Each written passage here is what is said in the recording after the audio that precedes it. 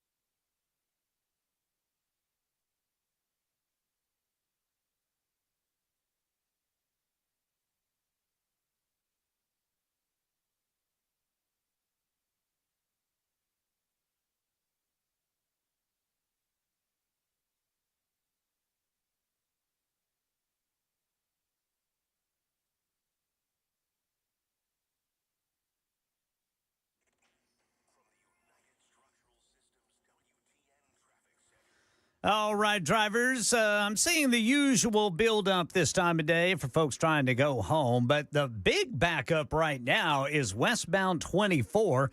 That's going to be in between Jolton and Pleasant View. I'm not really seeing a reason for the slowdown, but it is bumper to bumper there. Now, downtown, I see we have a crash reported 24 eastbound before Shelby Avenue. That'll be the eastbound East Loop downtown. And then over by the airport, got a report that by police that a crash is blocking the right lane, 40 eastbound approaching Briley Parkway. And then in Madison, a crash reported by police 65 northbound at Dickerson Pike. Traffic every 10 minutes, every morning on Super Talk 99.7 WTN.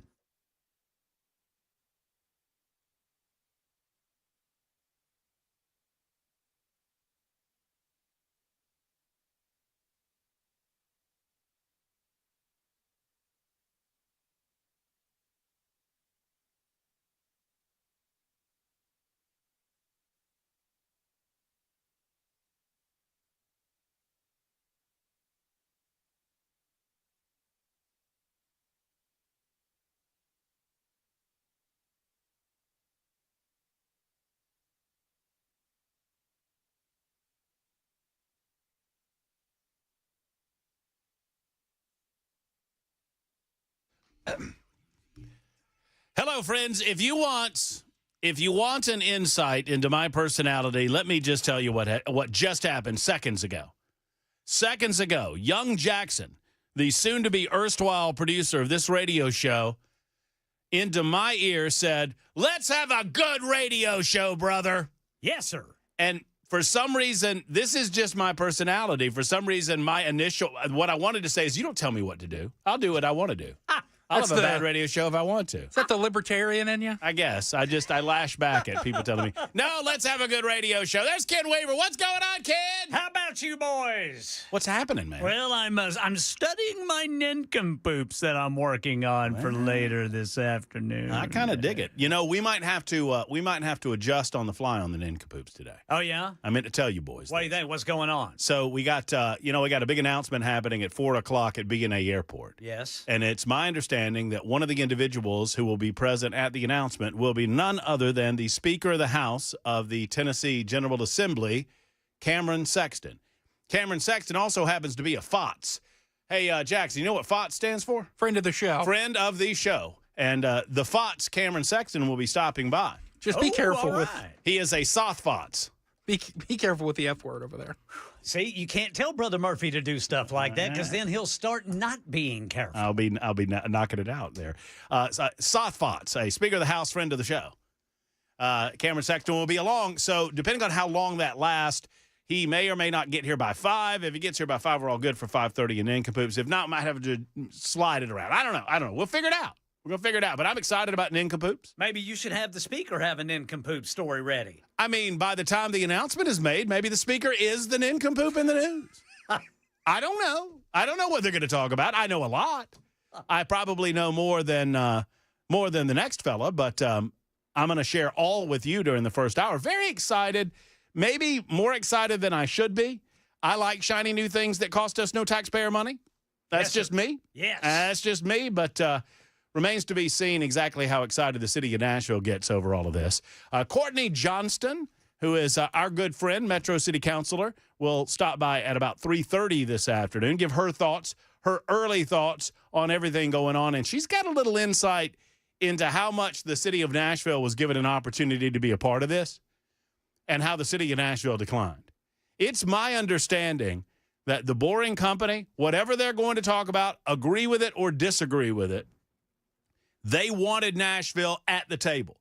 They wanted Nashville a part of this. And Nashville, it's my understanding, specifically, Mayor Freddie O'Connell, it is my understanding, said no on the face of it only and because Elon Musk was the front and owner of the Boring Company. Now, let me ask y'all, is that a way to make a decision about the future of this city?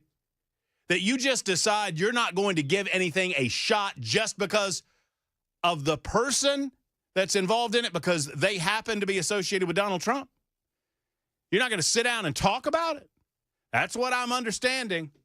And if I'm wrong, Mayor, you know where I'm at. You've been on this show before. Give me a call. Let me know where I'm wrong. But that's what I hear. Courtney Johnston may or may not be able to fill us in on that. Coming up at 3:35 this afternoon.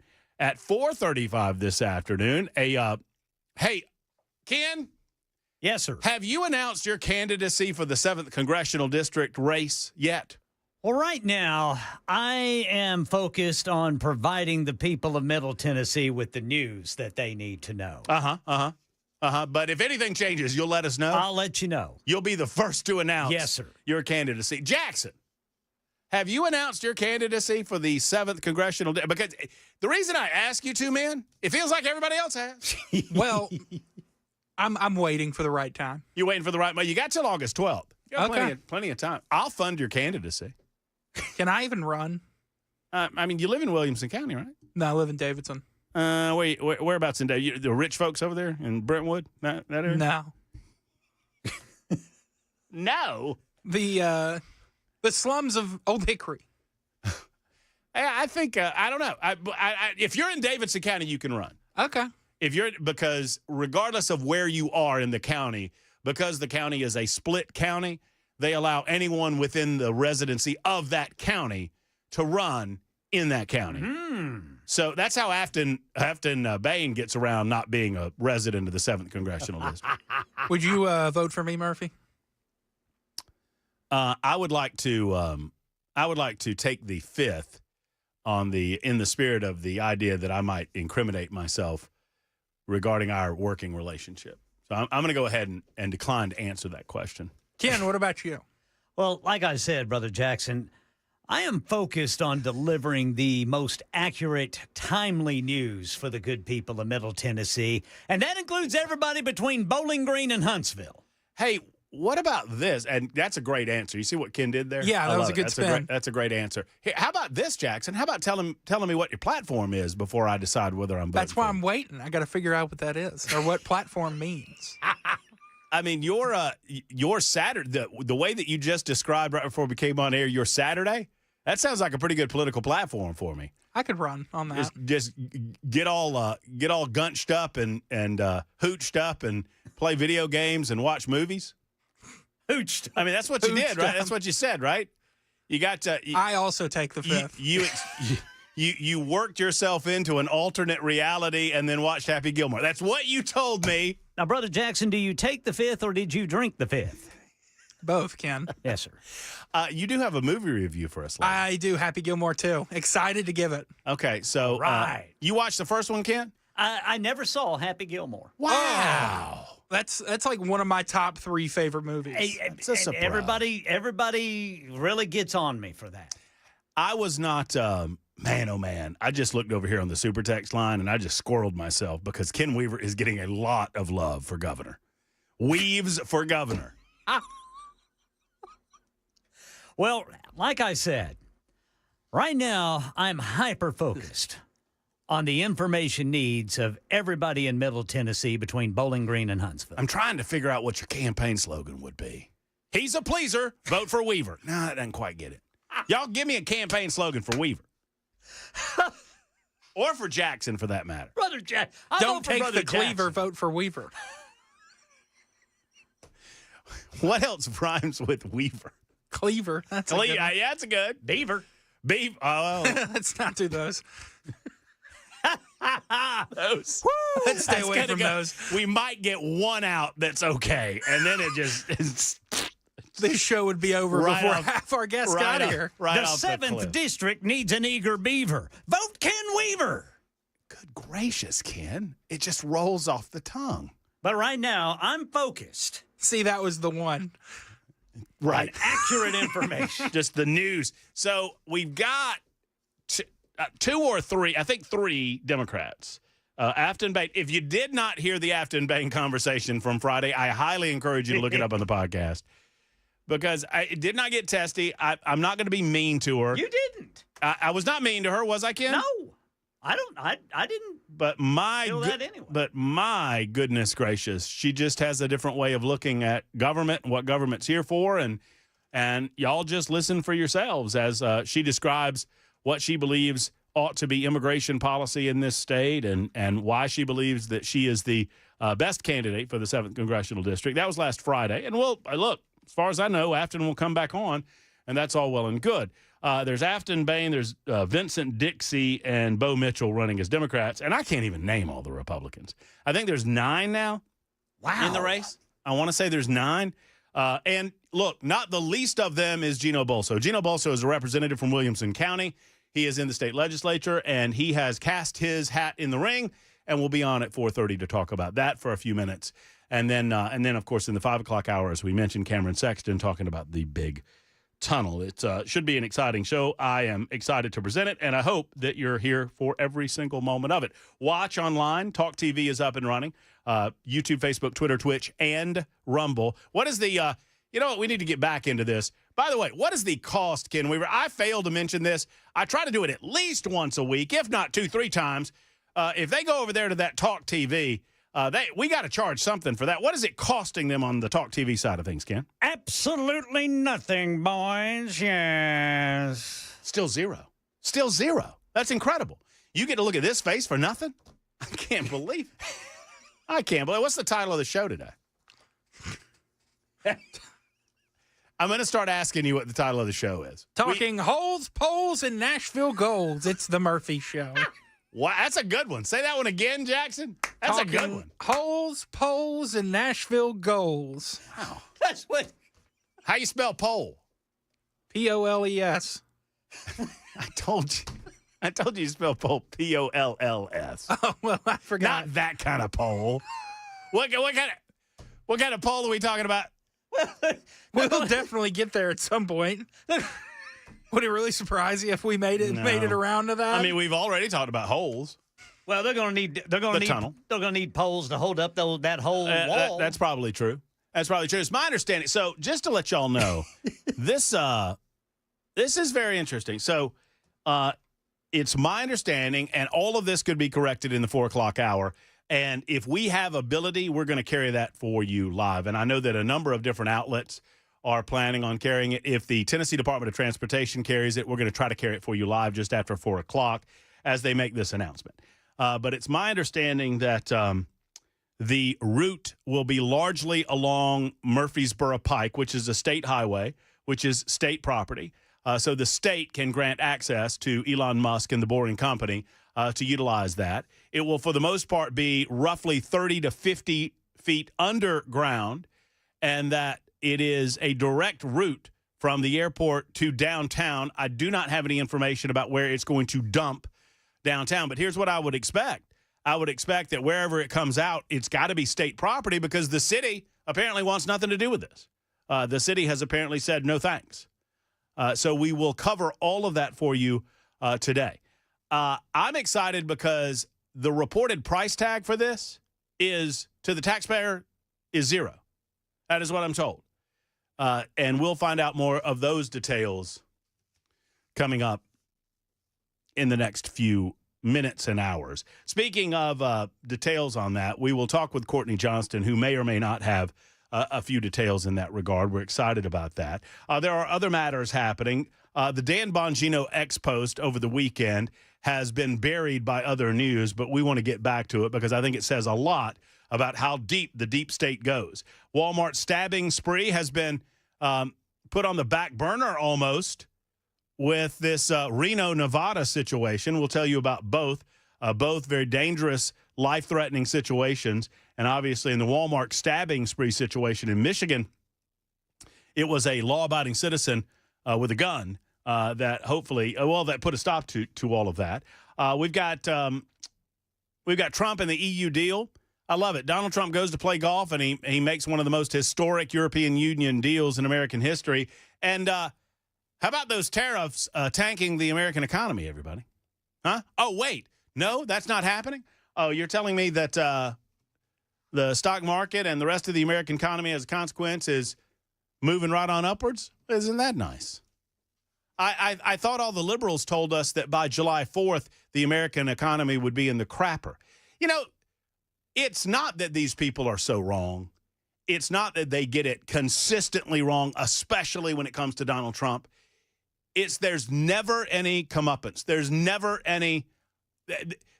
a moment where they look at the television cameras and they apologize for being so damn wrong so many times.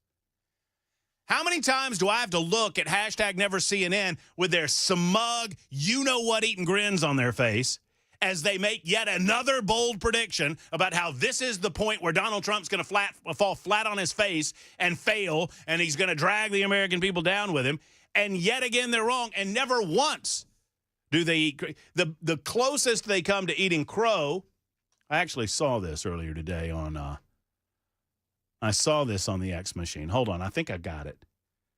You know, the closest they come to eating crow is something like this. Let's see. Hold on. This was earlier today on #NeverCNN. The early reviews are in on the new trade deal announced with the European Union. The Financial Times says the deal marks a victory for Trump. You see what they did there? The Financial Times says the deal marks a victory. It's a victory for America, you insufferable dolt. Just look at the terms of the deal.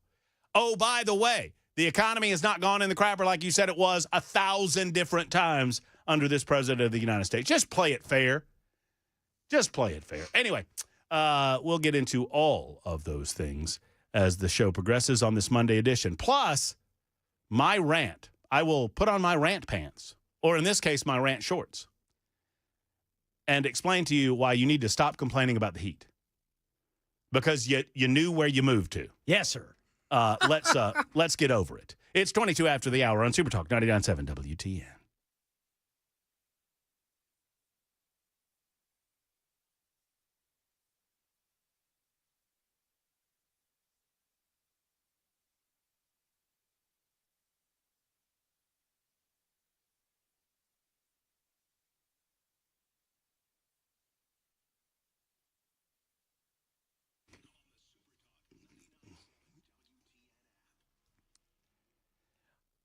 Do you snore? I mean, this is one of the first questions that people need to ask themselves or ask your partner when it comes to the possibility of having sleep apnea. Because for the most part, it is the number one telltale sign of an individual suffering from sleep apnea, the fact that they do snore. Now, I was one of the 20 to 25% of American males that had sleep apnea that does not have significant snoring issues. But the bottom line is this. I had sleep apnea, and it was moderate enough where Dr.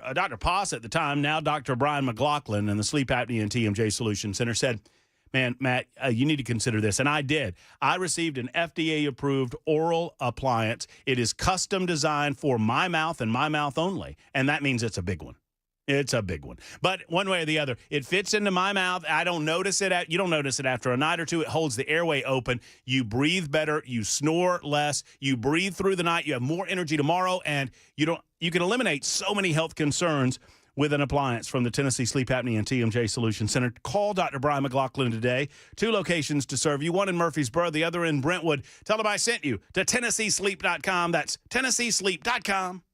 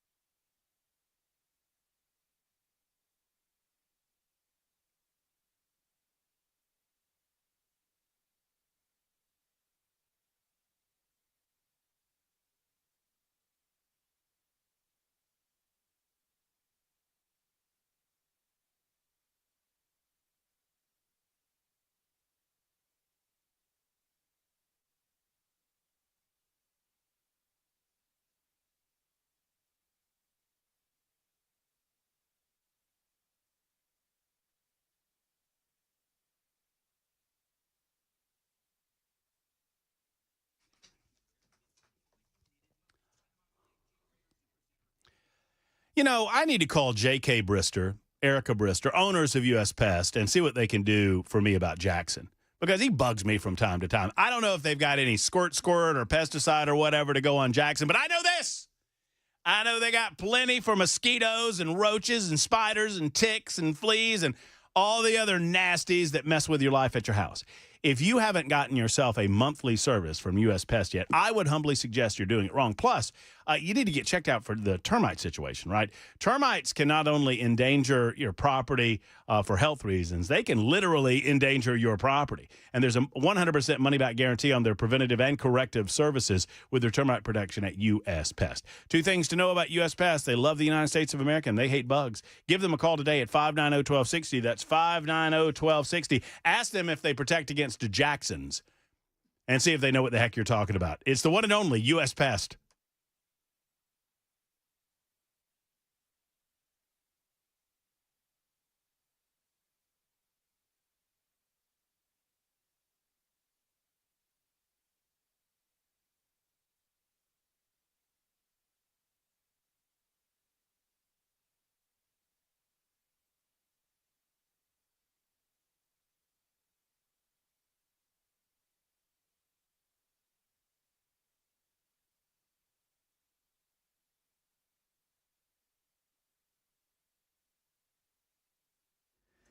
Channel 4 says neighbors are grieving a mother's loss after 2 of her children died in a house fire in Hermitage this morning. This story and more at 3:30 on Super Talk 99.7 WTN.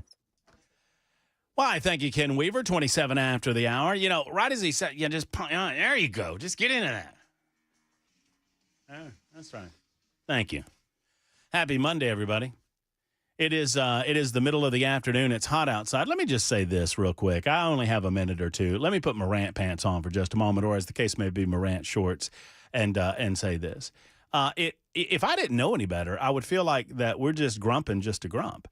because I feel like we knew where we were moving when we got here. Or if you grew up here, you knew about the summertime pretty early on in your life. I mean, Jackson, you grew up here, right? Yes. Does it feel like it's getting hotter than it used to? Not really. Johnston's shaking her head. A little bit. Definitely. I mean, there were summers. It just depends on the summer. You know why that is? Because these lying meteorologists are talking about real feels all the time instead of just giving us the real temperature.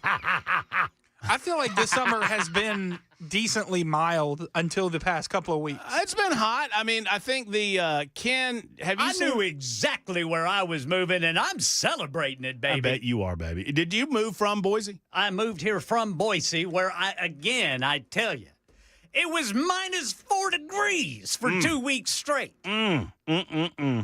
Cold. Bitterly cold. Can't feel anything out there. No, sir. You can put a coat and a hat on and all that. You're still cold. I think we got it pretty good in Middle Tennessee, and here's why. Because when the winter hits, we're bound to get. I've been here since 2021, and every year we've had a snow. We've had a little ice. A good snow. I mean, a nice snow to make you feel like it's wintertime, and then after a week or so, it goes away. It doesn't stick around for the entire winter. At least you got that, Ken. That's right. That's right. I'll never forget the morning I was driving to work in Boise, Idaho. It was June 11th, and it was snowing. And I said, I'm done. I'm out of here. This ain't right. You just got out of there. I don't blame you. But just don't. Let's calm down. I understand that it's been hot. I think we'll get to the longest stretch. I believe I saw this correctly on a local news station. The longest stretch of 90-plus degree days that we've ever had in the state of Tennessee is like 38. And we've had 20-something. We're not going to get to 38, though, because by this Friday, right, we're going to have a cool down. That's right. Yeah, the high is only going to be 88 degrees on Friday. Well, there you go. That's perfect. I mean, that's no problem there. That's golfing weather. Yes, sir. That's nice. I mean, but it's supposed to be hot in the summertime, y'all. Yes. And then by the time fall rolls around, by the time you get in that 4th or 5th football game of the season, or as Ken Weaver says, football. You start getting to cool down, and then you get that nice fall. Oh man, those fall days in October and November are so good. Yeah. And then the leaves fall off the trees, and it's wintertime, and then it's spring. 4 seasons, and I love every single one of them, and I'm in the minority. Y'all stop complaining. There you go. 3459 says, wrong, Matt, it's 59. Straight days? I didn't see that. You tell me, but I mean, maybe that's 3425. Maybe you're right, but one way or the other, we're not hitting the record. It is just past the bottom of the hour. It's time for news on Super Talk.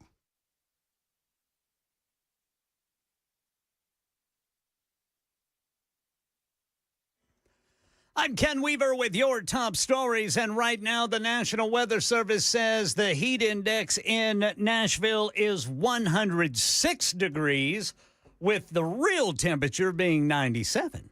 Full forecast and traffic coming up in 5 minutes.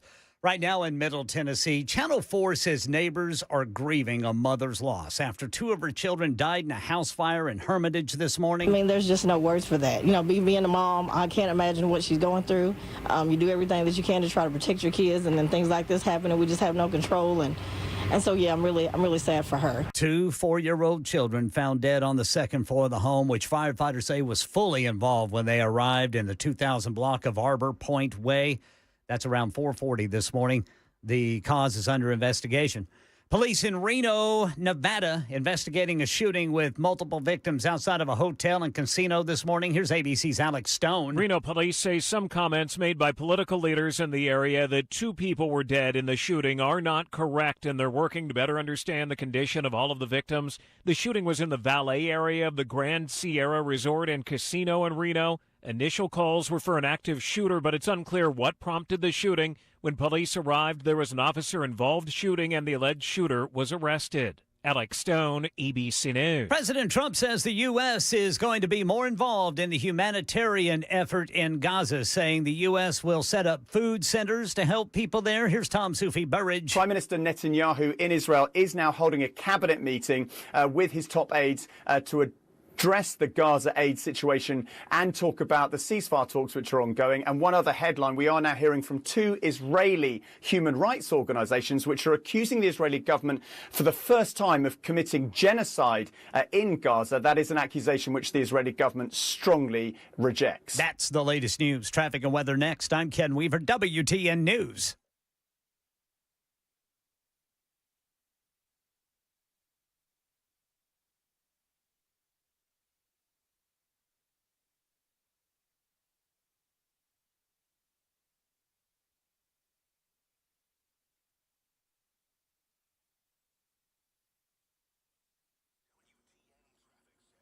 All right, downtown police reporting a crash 24 eastbound before Shelby Avenue. And then over by the airport, the right lane is blocked by a crash 40 eastbound at Briley Parkway. A crash 40 eastbound at Church Street. And then in Williamson County, TDOT says the right shoulder is blocked by a box truck, which ran out of gas at 840 westbound at Arno Road. Traffic every 10 minutes every morning on Super Talk 99.7 WTN.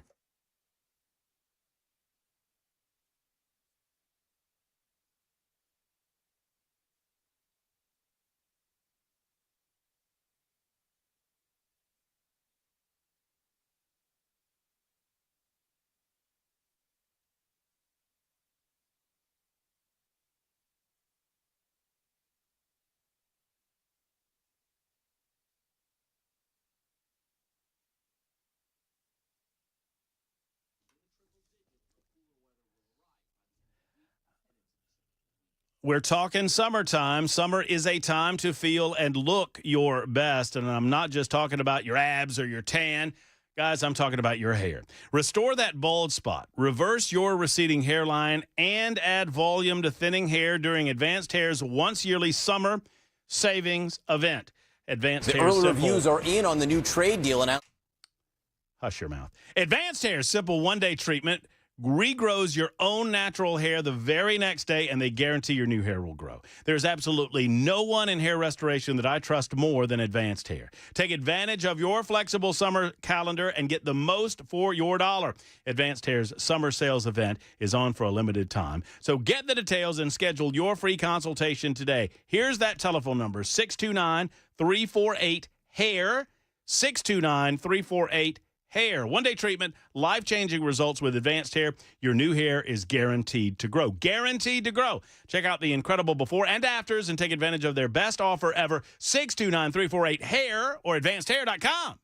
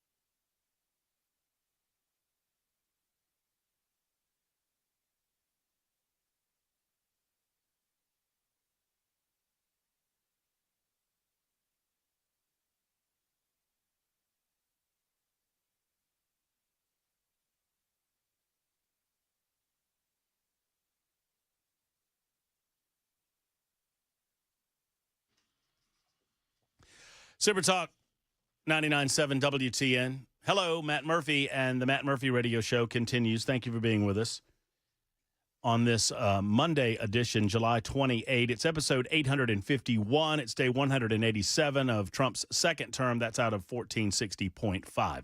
We thank our next guest for being a part of the show today.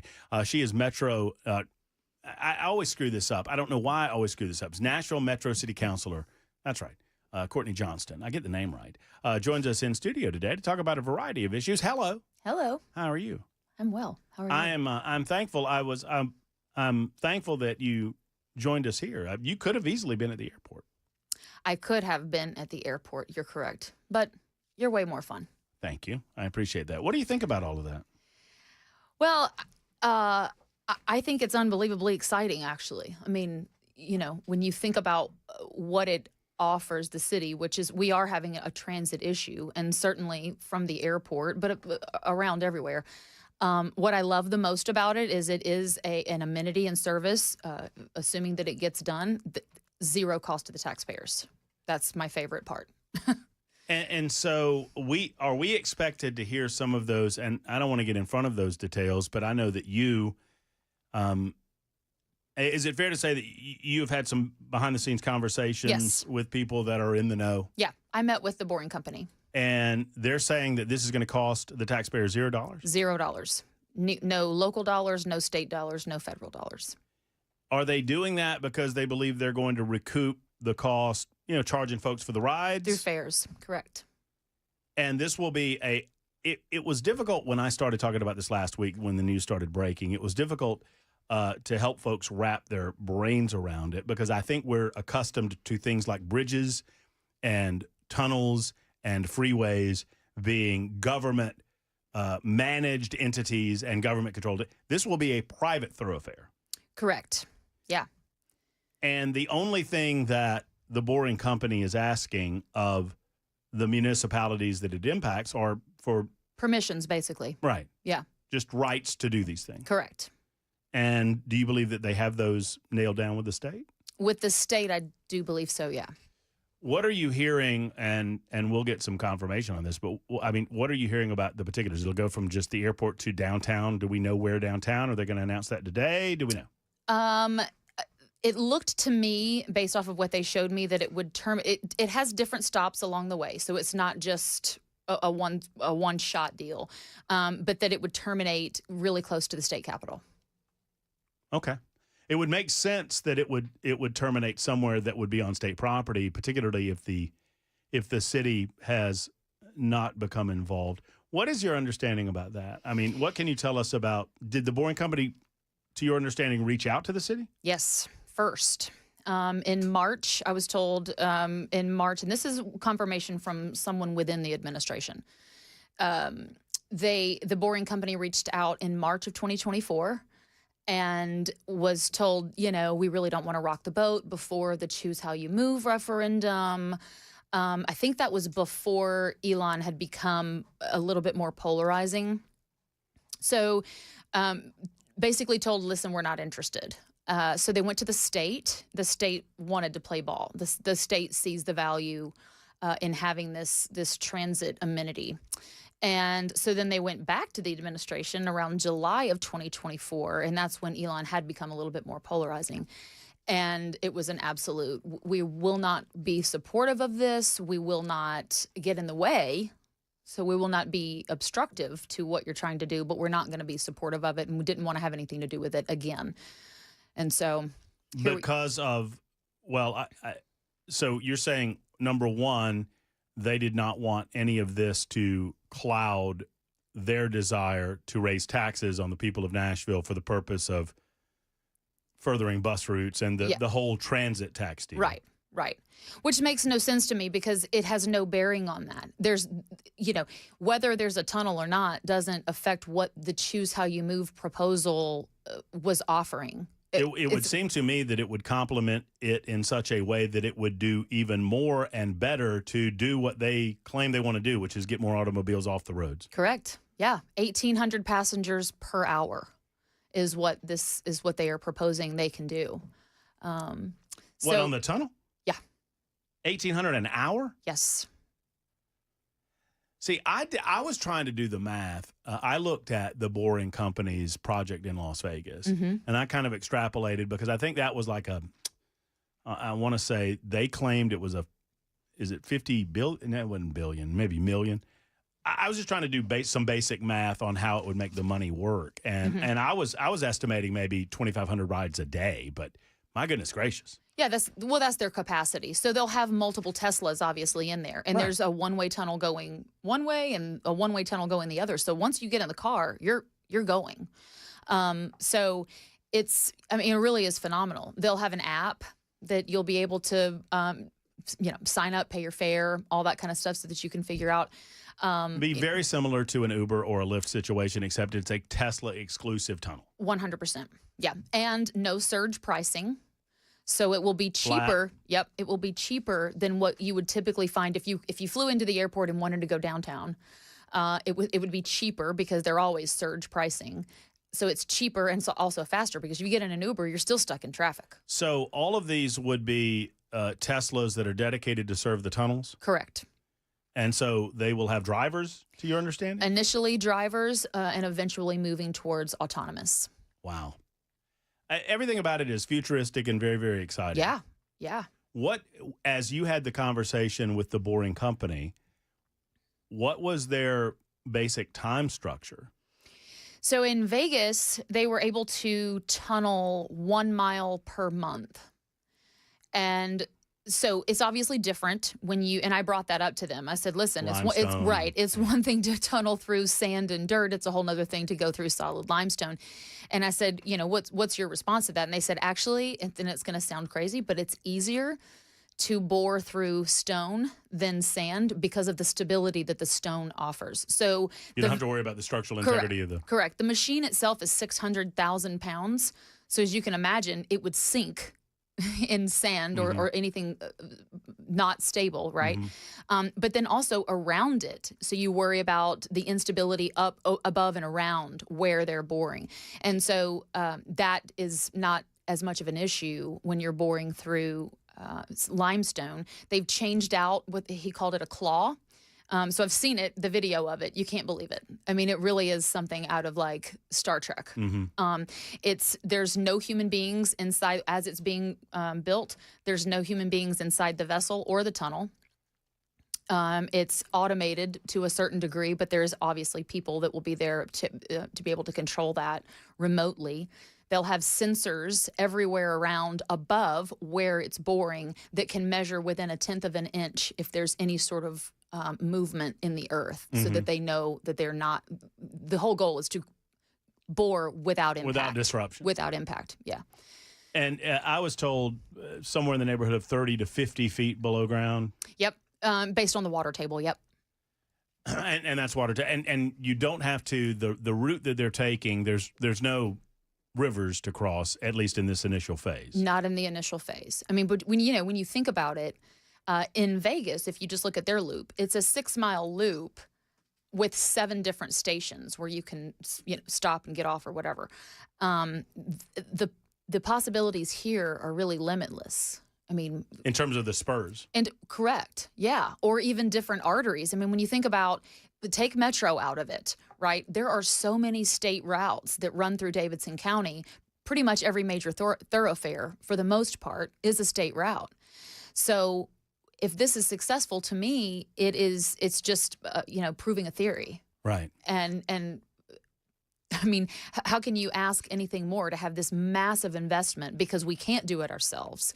I mean, if you look out at the Omohundro water facility, we are boring a tunnel there for capacity and upgrades and things like that at our water treatment facility. That is a multi-year deal. It's a company out of Ireland. I've been to the site. It's massive. They have to send the blade off to Ireland when it gets dull. Here, from inside of this particular vessel, they can change out the blades from inside so it doesn't stop. Well, and you consider, like, if you were to consider, B&A to around the state capitol. Yeah. Then you could, even someone as daft as me can understand if these are one-way tunnels, then you can have splits. Yes. Where one way goes to that state capitol, and should the city get involved, then another route go right over to the East Bank under the Cumberland River and right over to where the new development is happening around the new stadium, for example. Yeah. I mean, or to Opry Mills Hotel, the Gaylord Opryland Hotel, and all of that that's going on out there, for example. Sure. I mean, I understand for some it sounds incredibly futuristic, but the future is here, and it isn't. I mean, I believe in their philosophy. I looked up on their website, and they said, look, in order to alleviate, we love our cars. We love automobiles. Americans love the autonomy of being in a vehicle, even if we're not driving the vehicle. And in order to alleviate traffic, you're going to do it by going up or going down. And going up is just fraught with peril. I mean, the idea of either building, roadways, elevated roadways, or flying cars. Going down, that realistic possibility is right now. Yeah. And I understand the skepticism, and I think skepticism is healthy. But if you were to go back however many years and tell someone in the past what Elon, across his different companies, SpaceX, what have you, has been able to accomplish, those people back, 10, 15 years ago would think that you were totally bonkers. Well, I'll give you an example. When they successfully grabbed the returning rocket, when I first saw the video of the rocket coming down to Earth and it's sitting back into the little grabber and the little grabber grabbed it, I'm like, well, that's computer generated. That's not real. That can't be real. But it was real. Yeah. I mean, these engineers are just absolutely top notch. And to me, I don't see the downfall in it, right? I've seen it's been all over the news. And there's been some elected leaders that have reacted to it with a lot of vitriol. There was one city councilor that used an F-bomb as a result. Yes. Was that Sandra Sepulveda? Yes. Why? Why are they? I thought they wanted to lessen, pollution, belching traffic on the roads. This was it. I don't get it. I mean, I understand they don't like Elon. To me, if you are not going to be supportive of this magnitude of an investment in our city, the economic development of it, transit, all of those things, just because of his political beliefs or whatever all I can say to that is grow up. Right?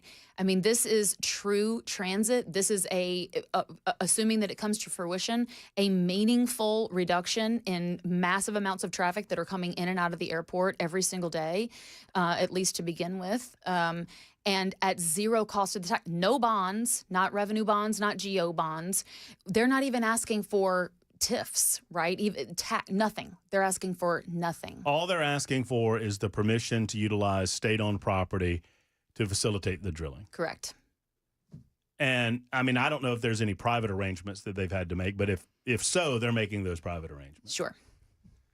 It seems incredible to me. Courtney Johnston is with us. We're going to ask her the million-dollar question, and that is, if this arrangement is going off, if it's happening between the state and the boring company, will the city get on board? We'll find out from Courtney what she's hearing next on Super Talk 99.7 WTN.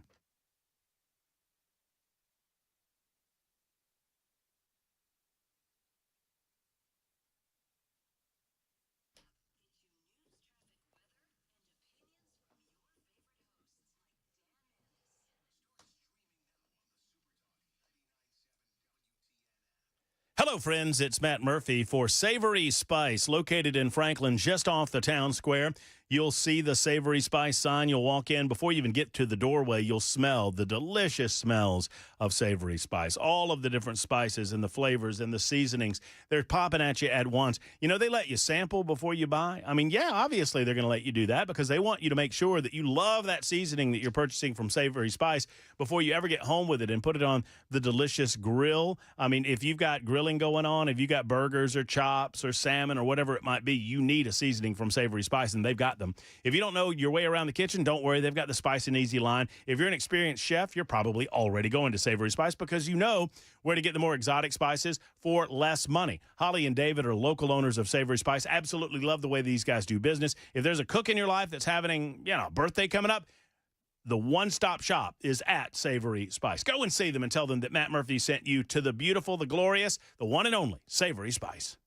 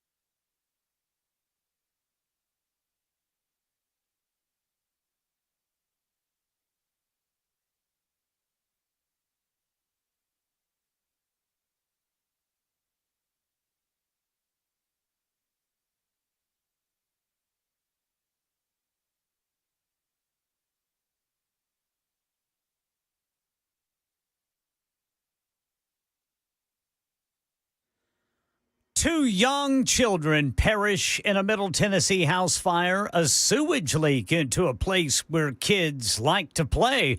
And President Trump, disturbed by images of starvation, says the U.S. is to get more involved in humanitarian efforts in Gaza. These stories and more at 4 on Super Talk 99.7 WTN. Thank you much, Ken Weaver. Super Talk 99.7 WTN, Matt Murphy and Courtney Johnston, Nashville Metro City Councilor. So, hey, Ken, by the way, you've gotten your first endorsement for governor. Oh, yeah? Yeah. I asked Courtney Johnston if she would endorse you for governor. You know what she said? What? Tell him, Courtney. Absolutely. There you go. All day long. There you go. Well, unfortunately, Counselor, I am too focused on the needs of accurate and timely information for the good folks of Middle Tennessee. You know, that's basically what Trump was saying. And like the in feels like 2015. weather, right? Yes, and the feels like weather. Easy. It was such a nice conversation, and then here we go. Why you mentioned why you feel like the city has not gotten on board with this up until now, but if this becomes a reality, if we see, literally, drills in the ground, would it not just make sense for the city to overcome whatever political barriers they feel like they have and work with the boring company? I mean, I don't know how if the proof of concept is proof, right? I don't know how Metro can look the constituency in their eyes and say, we don't want to be a part of this. The two things are, well, it's Elon and he's a Nazi. And then, well, they circumvented Metro and they went straight to the state, which is a lie. Which is not true. They went to the city first. That is not true. Freddie told him to kick rocks for all intents and purposes twice. By the way, and I just want to they're about to have this big thing out at BNA. Yes, in 2 minutes. In 2 minutes. And had Freddie O'Connell wanted, he would have been right there on stage with everybody else. Yeah, it's beyond me that you can have a mayor of a county having such a huge project, an announcement being made, and not be present. I don't understand that state of mind. I don't get it. There's nothing to lose here. We're not investing in it. It's not like, well, if you give us X number of them, we'll see if it works, right? No. The onus is 100% on the boring company. If it works, we win.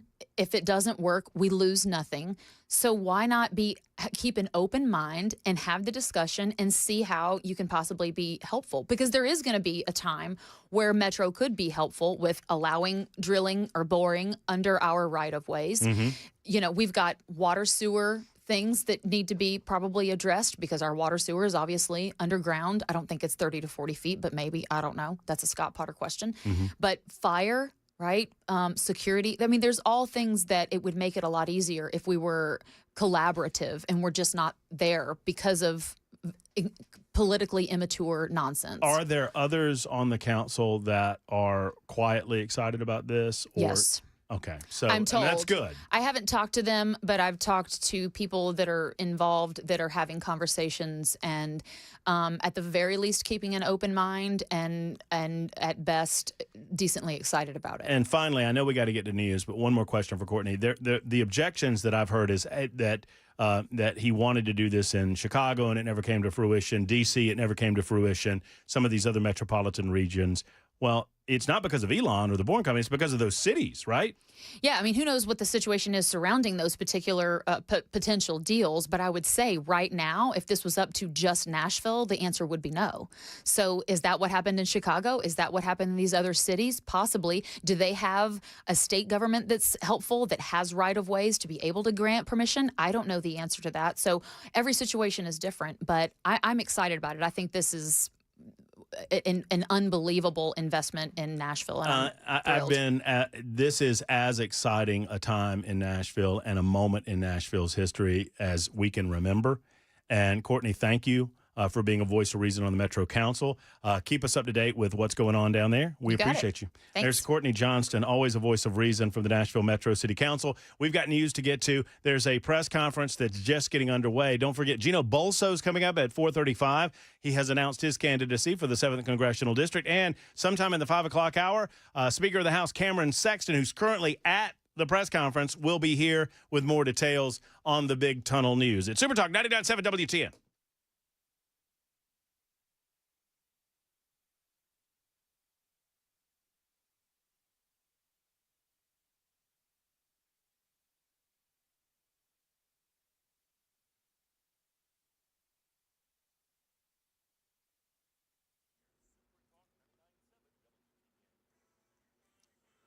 I'm Ken Weaver with your top stories. Got the full forecast and traffic in 5 minutes. I can tell you the National Weather Service now says the heat index is 107 degrees. The real temperature, 98 degrees in Nashville.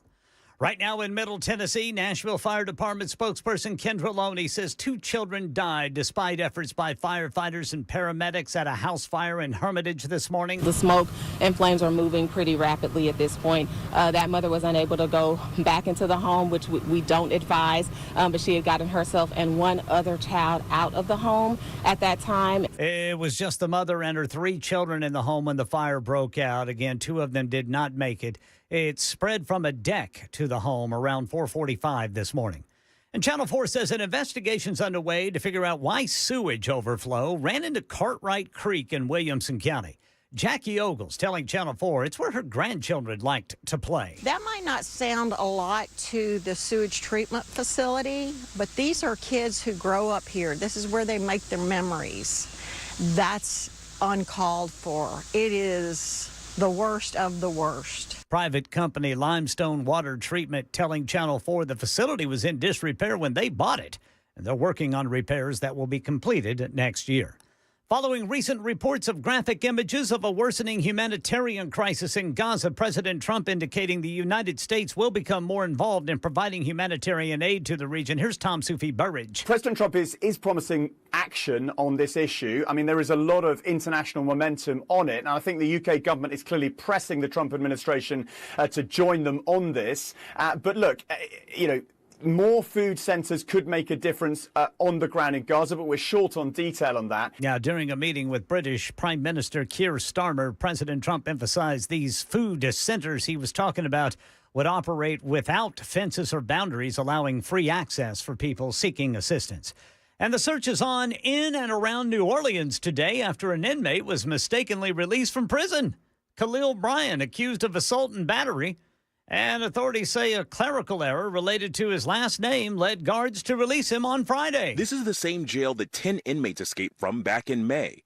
One of those individuals, Derek Groves, is still on the run. At the time of Bryan's mistaken release, he was being held on a $100,000 bench warrant and an additional $25,000 bond linked to new felony charges.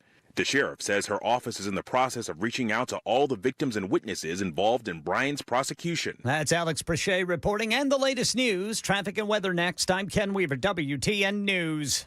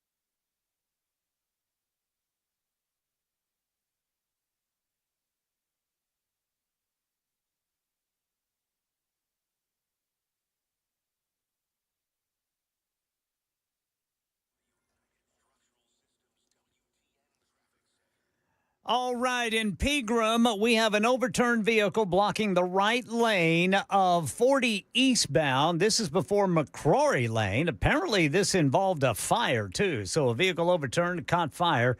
Right lane blocked 40 eastbound before McCrory Lane.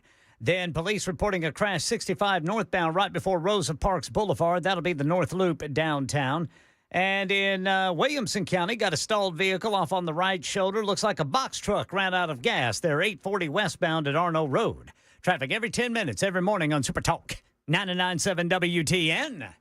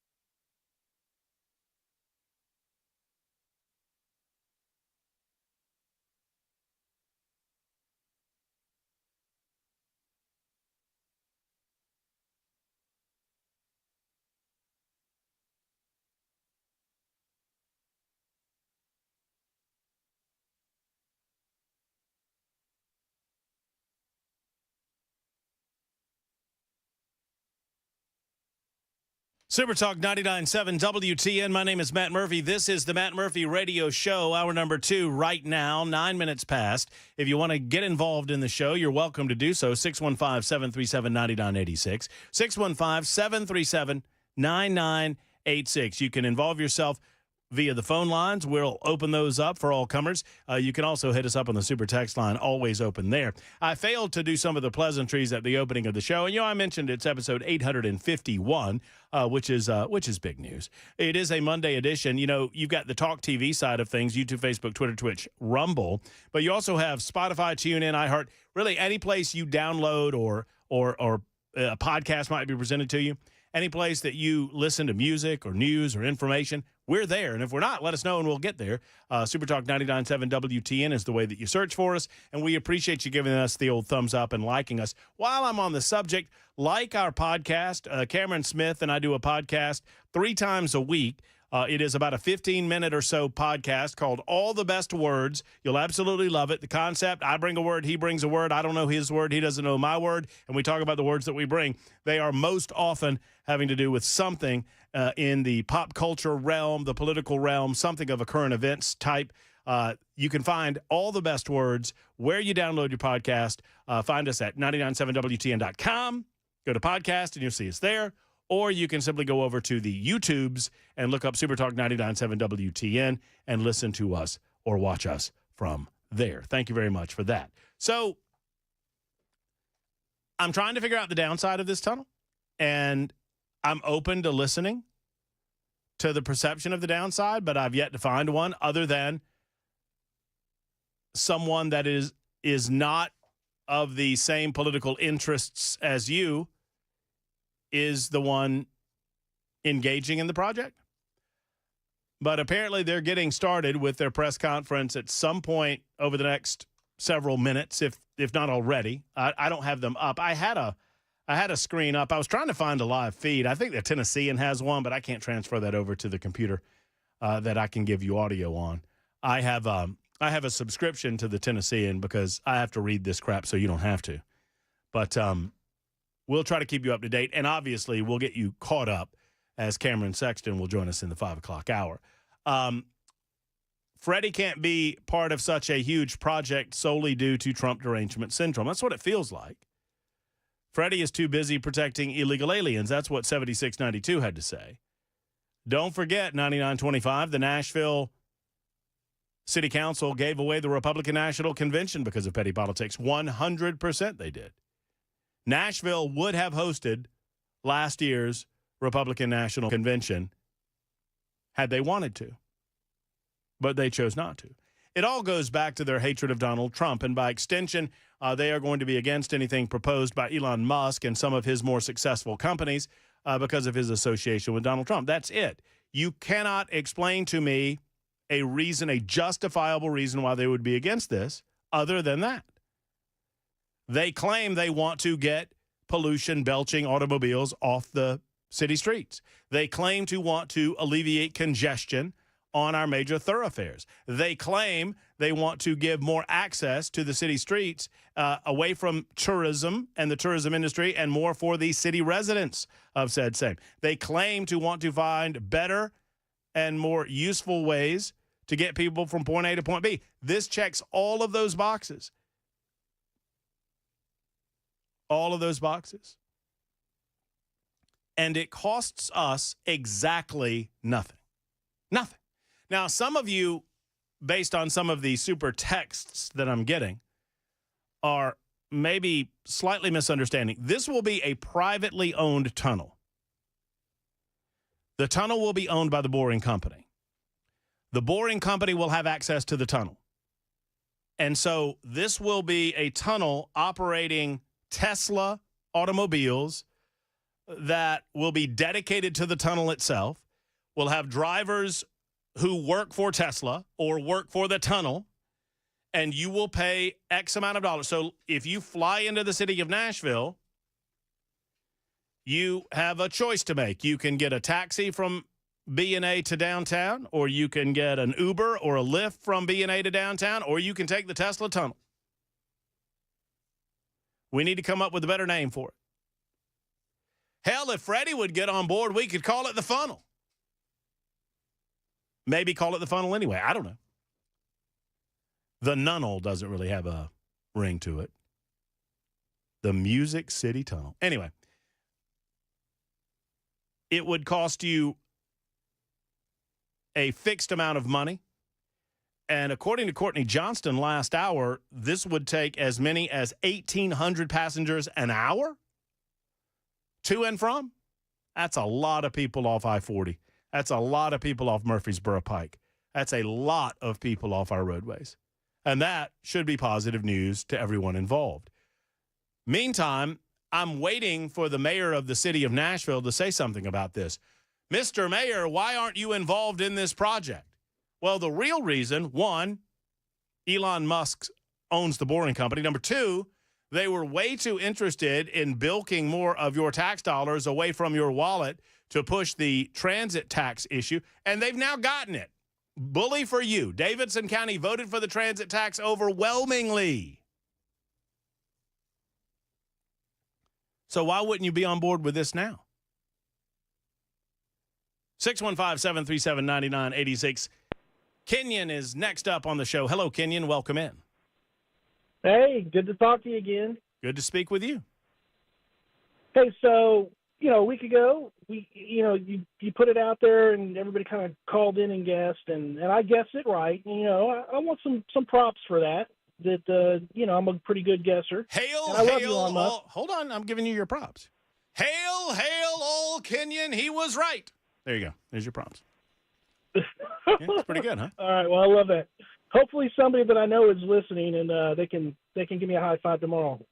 But, yeah, if it doesn't cost the taxpayers any money, no effort at all, let them do it. They own it. It's just like a toll road or a toll bridge, and we're going to give you a bridge from the international airport to downtown Nashville, or maybe even just a couple different rental car companies that it can branch off to. It's perfect. It's exactly what we need. It'll cut down on traffic. It's a no-brainer. It feels that way to me, Kenyon. I can't, even as I try to, I'm a fan, and I admit that I'm a fan of this. On first hearing, I was a fan of this, and thank you for the call. It is futuristic in its application. The future is now. We're one of the first. Outside of Las Vegas, there's no other city. Las Vegas is kind of a one-off in as much as it's just a town that sprung out of the desert. So there's no city like ours that has had anything like this come to it. And it's because many of the city leadership, in city leadership, much like the city of Nashville, they just poo-pooed it. Well, our state leadership did not poo-poo it. No, y'all are completely misunderstanding. 74, this is Wait, it's only for Tesla owners? That sucks. No, it's not even for Tesla owners. Nobody can drive your private vehicle in this tunnel. You can go to the tunnel and get a pre-existing Tesla that is, think of it as a dedicated Uber or a dedicated Lyft, a dedicated ride share from point A to point B. You don't get to drive your personal vehicle down there at all, whether you drive a Tesla or not. This is not a thoroughfare that's open to anyone that wants to get on it. It is a dedicated system. It is a closed circuit system dedicated for people going from point A to point B and any point in between that they choose to have a drop-off point, which I'm told will be numerous. But the point is this: they're not going to invest this money just to go from B&A to downtown. They want to go from B&A to downtown, from B&A to downtown to east to Nashville, from downtown to Gaylord Opryland Hotel, from some point along the 65 corridor to downtown. There's nothing stopping them from putting multiple lines in, and this becomes a version of a subway system, only with Tesla automobiles. This is not an open system so that I can drive my GMC Sierra down there, and although I'd love that. That'd be a lot of fun. Yeah, imagine it as a subway, only instead of a train, you've got Tesla vehicles. And what we are told is they can do about a mile in a month. And the promise that I heard, or at least the, maybe not a promise, but what I heard was told to Governor Lee. Once again, this is hearsay. It's secondhand or maybe even third-hand information. But what I heard was told to Governor Lee is, Governor Lee, if you approve this, if the State Department of Transportation approves this, if we get access to state-owned property and we're able to do this, you can ride this tunnel before you leave office. Now, last I checked, Governor Lee is leaving office January of 2027. That is a year and a half. That is a badass time frame for this project. BATF. Badass time frame. Mike and Ron, to you in a moment, 20 after the hour at Super Talk 99.7 WTN.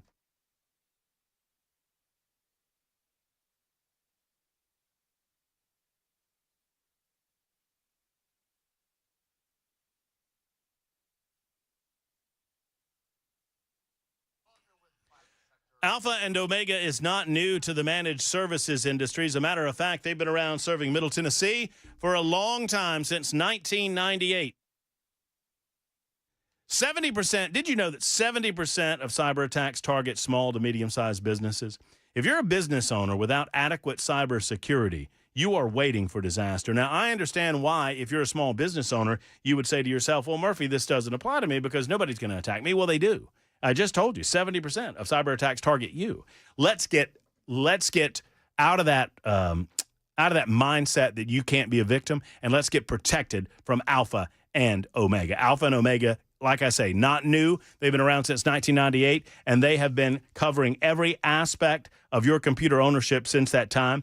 IT issues, internet issues, basic computer issues, printers, you name it, all the way up to cyber security. If you're a business owner, you need to get Alpha and Omega in your life. 615-784-0096, 784-0096, or go to ANO.net. That's ANO.net.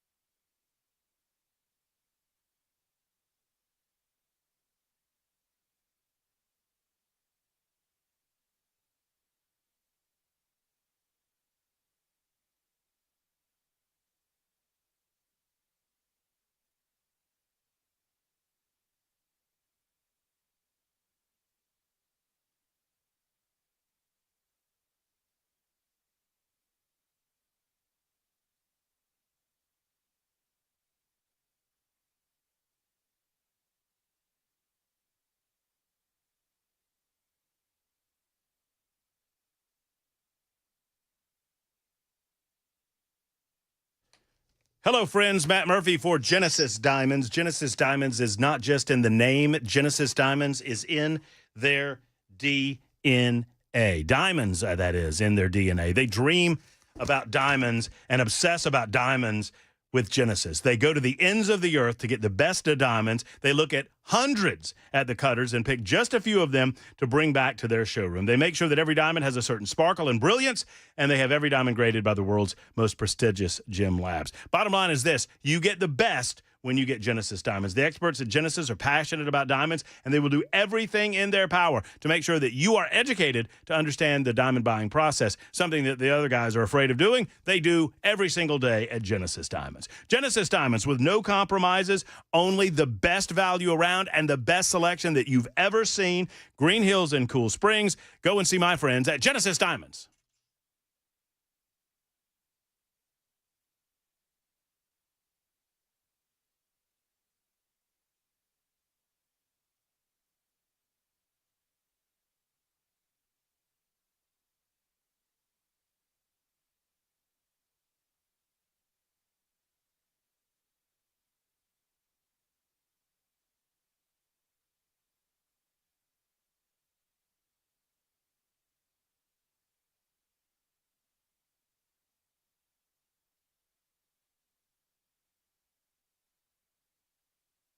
It's official. Elon Musk's company, The Boring Company, is planning an underground tunnel system in Nashville called the Music City Loop. And you got to hear what U.S. Transportation Secretary Sean Duffy just said about it, coming up at 4:30 on Super Talk 99.7 WTN. I can't wait. I also can't wait to hear from our friend Gino Bolso.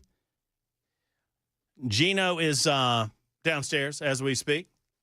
So we'll get to him momentarily. That's coming up in about 10 minutes on Super Talk 99.7 WTN. Happy to have you with us on Super Talk. Thank you for being around. 25 minutes after 4 o'clock, 615-737-9986 if you'd like to be a part of the show. Prediction says 2186. In 2 or 3 years, the tunnel will make money hand over fist, and the Nashville City Council will want their cut of what they refused to be a part of at the beginning. Yeah, that's about right. That feels about right. Justin here. Sorry for all the texts, Murphy. No, that's okay. But the pairing of the tunnel can take a load off Metro and get plans made to better the roadway's traffic and condition-wise. I believe the pairing would be perfect for the city alone. I don't live in Nashville, Lebanon, to be precise, but bettering Nashville betters all of us. I agree with you. And, some are saying, well, this would only alleviate traffic on I-40. Well, that would be the primary traffic corridor, but it would also relieve Murfreesboro Pike. I mean, by extension, it's going to create relief, and there's nothing to say that you have to stop at this initial tunnel. I mean, if this works and it provides a proof of concept, why in the world, if you have that level of infrastructure and that working relationship, would you not continue that working relationship? Nashville is positioned in a very unique way. We are such a tourist city, and we're so large, right? Airport's way out there. Opryland's way out there. Downtown's way over there. And if you can access all of these places in a fashion that people would be willing to do. 8 minutes. Is that what they're saying? 8 minutes. From the airport to downtown. Yep. That's pretty good. That's not bad. No, and Courtney said $1,800 an hour to and from. That's a lot of people, y'all. That's a lot of people. That is a lot of people, and that's a lot of traffic off the roads. Mike is next in Old Hickory. Mike, what do you say about it? Well, I don't know. Y'all talking about this is the best thing, and some sliced bread. It's not going to cost a dime. It's just the world's cat's meow. You mentioned I-40 just right now. That's going to alleviate all this I-40 traffic coming into downtown. How's it going to do that? That means everybody coming in from Mount Gilead, Lebanon, and east of those places are going to have to drive to the airport, then park. Then get on the tunnel. Take a break, Mike, because I want to just take a break. I want to answer your question. Right? You said, so do you know how many people fly in to B&A Airport with plans on taking a ride share downtown every day? Thousands, probably. Right, thousands. So if you took all of those thousands of people off the roads, wouldn't that alleviate traffic on I-40? It would alleviate traffic on I-40, but the people coming in to go to work that live here, right? Where are they going to go? They're still going to Mike. That helps them. No, it doesn't. Yes, Mike, stop for a second. So if we agree, I'm just trying to talk to you like a human being, Mike. Just me and you talk. No. Just don't talk. Just listen. If thousands of cars are taken off the road on I-40 every day, you're saying that doesn't help alleviate traffic for the cars that are still on the road going to work? Because people coming in from the east are going to say, well, Matt Murphy says that that's going to take thousands of cars off of I-40, but now how do I get to downtown? Then you know what I'm going to do? I'm going to go on 840 from the east and then clutter up I-24 coming in. And then you're going to clutter up I-24 back up to 15 miles. Mike, I try to take – you're not making any sense. Matt. You're not making any sense, Mike. Matt, why do you keep cutting people off? Because they're against what you believe. I'm trying to protect you against your own stupidity, Mike. That's what I'm trying to do. See, now you're calling your caller stupid. No, I'm not. Don't ever do that. No. I'm going to ask you a question. All right. We're going to run a train. It's going to start from the airport tunnel. We're going to run a tunnel from down see what, Matt, when you call people stupid, you should never do that. I didn't call you stupid. No, you did. No, I said I was trying to protect. No, Mike. I said I was trying to protect you from your own stupidity. We're going to run a tunnel from airport to downtown, right? Okay. Yeah, right. Okay. So we're running a tunnel from the airport to downtown, only ridden by tourists, right? Or people that do ride and share. Yeah. Ride and share. What do you mean ride and share? Well, you park at the airport and you take the tunnel downtown. As you fly in. No. You can park at the airport. Like if you're coming in from Murfreesboro and you want to park at the airport and take the Tesla ride downtown, you can do that, Mike. Where are you going to park at the airport right now?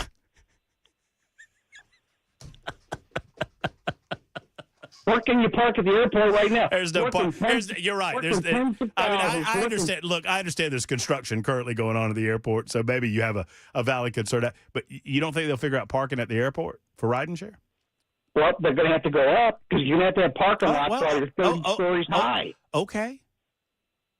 So the parking lots now 30 stories high, all at the airport. No, I don't think you have to go 30. I don't think you have to go 30 stories, Mike. Okay, so where do people park at the airport now, Mike? They park like 2-3 miles and have to ride into the airport. Yeah, sure. So, Mike, I don't understand why you're so angry about this deal. I'm angry about it because, number one, it's going to be such a costly project, and when it's being portrayed costly to who? On the radio costly to who? And by people that you bring in, they say it's going to cost us nothing, costly and it's going to be completely successful. That's snake oil stuff. Okay. And then number two, would you let me get to number two? No, I gotta go quick. You gotta go quick because news is coming up. The political. Yeah. It's going to be that. In this way, I agree with you. On this one, I agree with you 100%.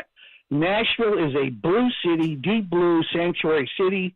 There is no way this city council is ever, or a mayor in the future, ever is going to agree with Elon Musk's plan. And they don't have to. Happen. And they don't have to. They can just get left behind. By who? By the state, bud. Haven't you heard they're doing it without them? Oh, so in other words, the state could come in and tell the mayor of Nashville, hey, we're taking over. They already have, really. It's state property. They're doing it on state property, not city property. Mike, thank you for the call. Look, I don't begrudge a difference of opinion, but, God bless you, Mike. You're a difficult conversation to have. It's 32 after the hour on Super Talk 99.7 WTN.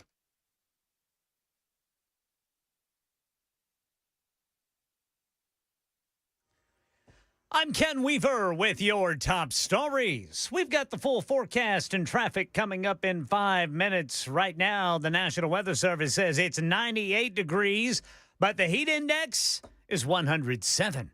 And it's official. Elon Musk's company, The Boring Company, is planning an underground tunnel system in Nashville called the Music City Loop.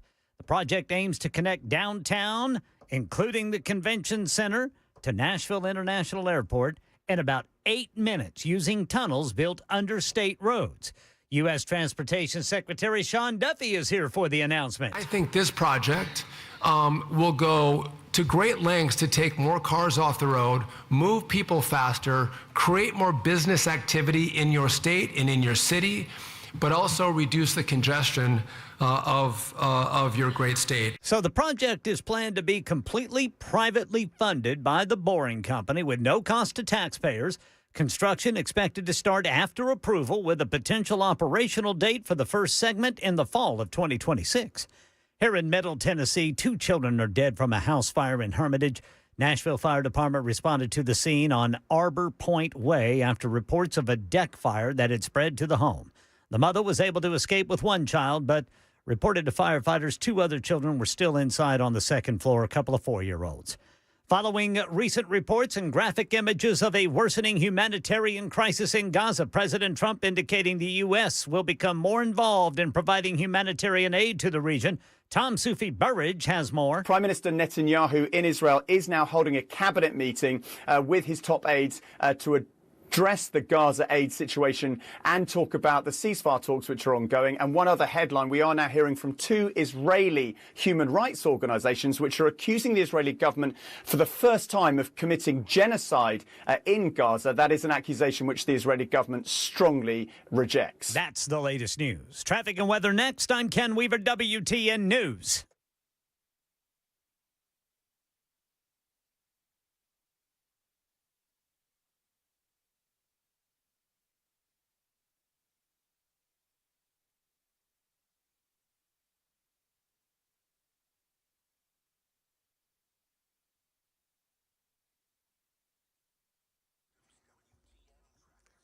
Got an overturned vehicle blocking the right lane, 40 eastbound before McCrory Lane. Crews occasionally stopping traffic for cleanup there. That apparently involved a vehicle fire, too, when that vehicle overturned. In Franklin, TDOT says there's a crash 65 southbound at I-840, and then an overturned vehicle blocking the left 2 lanes of 24 eastbound past Bell Road. Highway 70 south at Coley Davis Road in Bellevue. Police reporting a crash. Police reporting a crash 40 eastbound at Old Hickory Boulevard West in Bellevue. Traffic every 10 minutes every morning on Super Talk 99.7 WTN.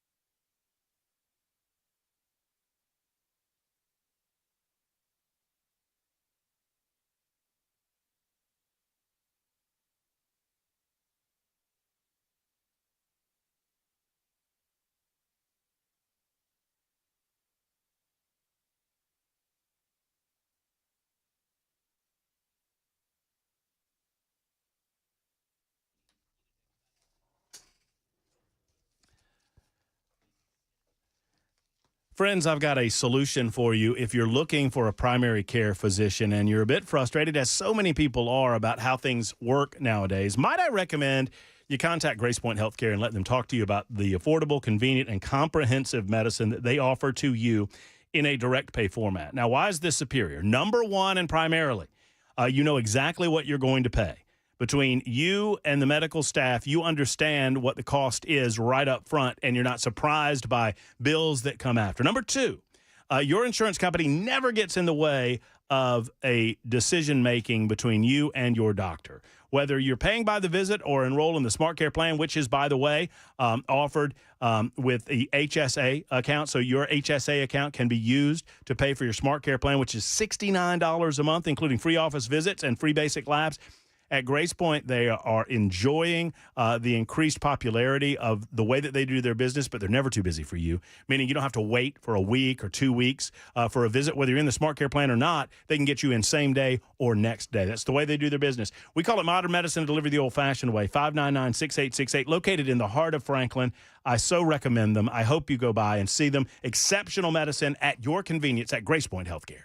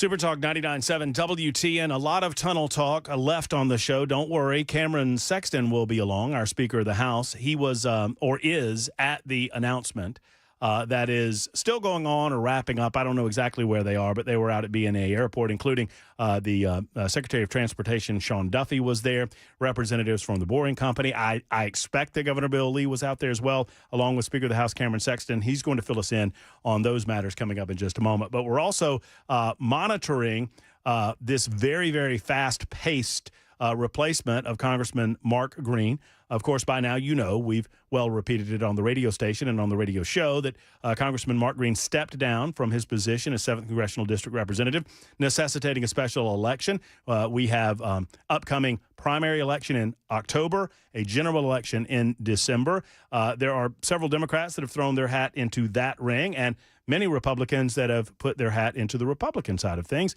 Among them is our next guest. We know Representative Gino Bolso from his representation of Williamson County in the Tennessee General Assembly, and he now joins us not only as a representative, but also a candidate for the 7th Congressional District. Gino, good to see you. Good to see you as well, Matt. Talk to me about this decision. Sure. It's one that came together very quickly. You know, once Governor Lee announced when the dates of the elections were going to be, it was possible for me to get in, given my trial calendar. And I've really wanted to go to D.C. for some time and deal with this terrible problem we have with the federal deficit, the $37 trillion national debt, because it's I think, the biggest existential threat we have domestically to the future of our children and grandchildren. And there are some things that need to be done to address it. You know, people that listen for any length of time to the Matt Murphy Show know how much I just want to come over this table and hug on you because I have declared, I mean, and I've said it just that way, Gino, that the biggest existential threat that we face is not, I believe, from a foreign adversary. I believe it's from our own overspending. And if we continue to overspend in the way that we are, we will eventually have an inability to pay. And when that happens, you will see social unrest and internal calamity that potentially could threaten our way of life and our government. Absolutely. It's something that has concerned me for a long time. I first wrote a letter to President Jimmy Carter about the national debt when I was a sophomore in high school in 1977 because I was concerned when it got to $700 billion. And then obviously that sounds quaint, by the way, $700 billion. Which is now less than we pay in interest on the debt every year. This year, we're going to pay almost $1 trillion in interest, which is more than we spend on any federal program except Social Security. It's more than the entire Department of Defense. It's more than Medicare. It's more than Medicaid. And it's something that we have to address by reforming entitlements at long last. Were you a fan of I'll ask the question this way. Were you a fan of the Big Beautiful Bill? And would you have voted in favor of the Big Beautiful Bill? I think those are two slightly different questions. Sure. I mean, first, yes, I would have definitely voted in favor of the Big Beautiful Bill because, among other things, it defunded Planned Parenthood.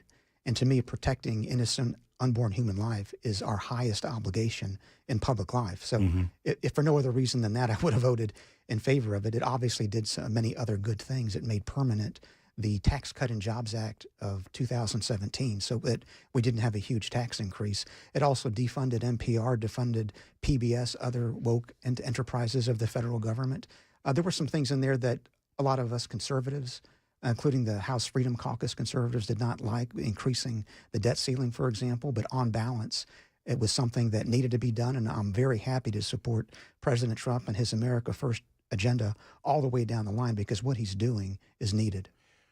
So would you have looked at it, or do you look at it as a first step? We've seen a rescission bill that got through both bodies and got to the president's desk. Hopefully we'll see more of that. And I am hopeful that this leads us to regular order. And I think until we get to 12 separate appropriations bills, we can't really sink our teeth into getting a handle on the national debt. Your thoughts on it?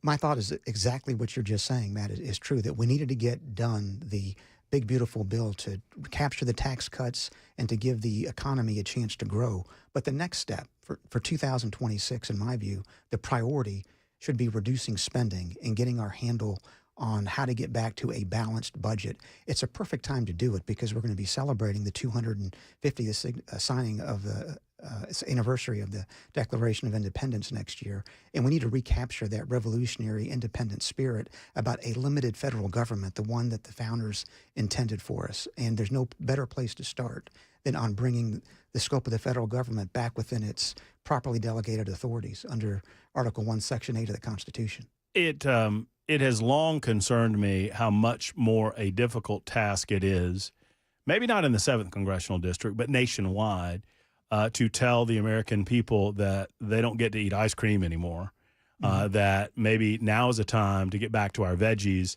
and to live in a little more austere fashion on the federal level. That doesn't mean that you're taking things away from people necessarily, but it's right-sizing us to the point that we give back to the states that which is rightfully there. I mean, Department of Education is a great example of this. Yeah, it certainly is, and that falls on the discretionary side of the federal budget, and I'm glad that President Trump is disbanding the Department of Education, which has only existed since 1980 anyway. We really do not need it, and there's nothing in the Constitution, frankly, that gave the federal government the right to create that Department of Education in the first place. But that's the case with a lot of things, Matt, and much of this can be traced back to 1936 when the U.S. Supreme Court decided a case, U.S. versus Butler, which frankly abandoned James Madison's view of the General Welfare Clause, the taxing and spending clause. And what we've seen from 1936 to the present is a tremendous expansion of the scope of the federal government and the spending. And we simply need to get back to the 17 enumerated powers that the federal government was given in the Constitution and have the limited government that our founders intended. Is that just the message as you canvass the 7th District, as you begin this journey asking for votes? I mean, that's the central message, right? That we bring the power back to the states. I think part of the psychological damage that's been done is going to take a while to undo. Because I talk about FEMA a good bit, right? And FEMA is a good example of when I talk about the psychological damage, because people have this concept that if FEMA doesn't exist, then government response doesn't exist to natural disaster. And I try to overcome that. But no one is suggesting that your government should not be there to meet the needs of the people, but it does not have to be a federal response. It could be a local and a state response. And if you're sending less money to the federal government, then you have a better ability to localize the resources needed in the event of a natural disaster. I use that as an example. Absolutely. And one thing I've been able to do over the last 2 weeks is just to meet with many voters across the 7th Congressional District. And one thing that has struck me, Matt, is just the love for the country that is out there. We have got patriots in this part of the state. We've got patriots in this part of the country. And they really have a longing for that limited government that the founders intended. I mean, James Madison talked in Federalist Number 45 about how the powers of the federal government under the Constitution are, quote, few and defined, and that those of the states, quote, are numerous and indefinite. That's not the kind of government we have now, and people really are longing to get back to that blueprint that the founders gave us. And there's no better time to start than the 250th anniversary of our Declaration of Independence. Gino Bolso is a soft-spoken man, and he is a hard case when it comes to the Constitution, and I absolutely love that. And I mean that as a compliment, right? How excited are you to watch what's happening on the border front, on the immigration front, and how would you assist as the 7th Congressional representative in furthering that effort? And how far do you think it needs to go in terms of those that over the last multiple years have been allowed to come here legally, what we need to do to kind of get back to a semblance of responsible governance when it comes to border security? I think a couple of things, Matt. One, just the fact that the illegal immigration across that southern border dried up the minute that President Trump was sworn in shows what leadership is all about. I mean, there was not another brick put in the wall. There was not another soldier put on the border. There was not another law passed in Congress. It dried up because Donald Trump had the moral authority to go ahead and tell everyone, we're not going to be putting up with this anymore. And everyone got the message.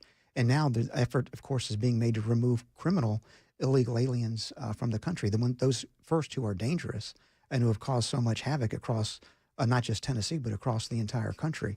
And ultimately, within the next few years, we need to get to a society where everyone is here lawfully. We need to end this whole concept where you've got this, whatever it is, 12 million, 20 million subset of residents in our country who are here illegally. That needs to end. You know, I used a long analogy several months ago. I think it's apropos. I won't go through all of it, but it has to do with digging down deeply enough to the point that we will get to a point where we figure out a way to lawfully absorb and to bring people on board that perhaps have been here a certain amount of time, but we're way away from that. Right now, we're dealing with criminal aliens. Yeah. We're dealing with those newcomers that have been here in the last. I mean, sadly, the Biden experience was just come one, come all. I mean, obviously, we need to deal with. I wouldn't call it clutter, but I mean, because I'll get lambasted if I do. But frankly, I think the Biden experiment was to push as much of that unlawful activity into the country to flood the zone. Yes, frankly, and we have to get rid of that and then figure out, because a lot of people want to jump. I was talking to potentially one of your opponents Friday, Afton Bain, who has thrown her hat on the Democrat side, and she said, "Well, we need immigration reform." And I said, well, "Afton, I understand that conversation. I welcome us to have that conversation, but we've got to clean up the flood first. You've got to clean up the disaster first." Would you agree? I agree 100%. And it's so sad when the president, the chief executive officer of the country, whose sworn obligation is to preserve, protect, and defend the Constitution, actually undermines it by just having this massive invasion across our southern border. I know you're a student of history, Matt, and Congress passed the current Immigration Act for the first time in 1882. Ellis Island opened up in 1892. And from 1892 through 1954, it accepted a total of 12 million immigrants in a very professional, orderly process. That was 62 years. We absorbed 12 million immigrants who made this country something that it had not been before. Look at what Biden and Harris did in 4 years. Right. They let 12 million, more than that, across the border illegally without any type of vetting, without any type of professional immigration process. And it's just something that the country has suffered for over the last 4 years, and we will unfortunately continue to suffer until we get back to the fact that everybody here is a lawful resident. Speaking of a potential political rival, she thinks it's very funny that she took your name, and she's redirecting to her website. I imagine that Gino Bolso does not think it's very funny that she's cyber squatting on your name. What do you have to say about it publicly? Publicly, Matt, I don't mind telling you that I heard about your show with Afton, and I'm going to call Afton about this before we do this, but we have a complaint ready to be filed against her in federal district court for violation of the Anti-Cyber Squatting Consumer Protection Act, which she is violating unlawfully. And I don't know whether she's aware of that or not, but we're going to give her a chance to do the right thing. It's not funny. Deceiving people is something that Democrats do, but something that we need to fight back against.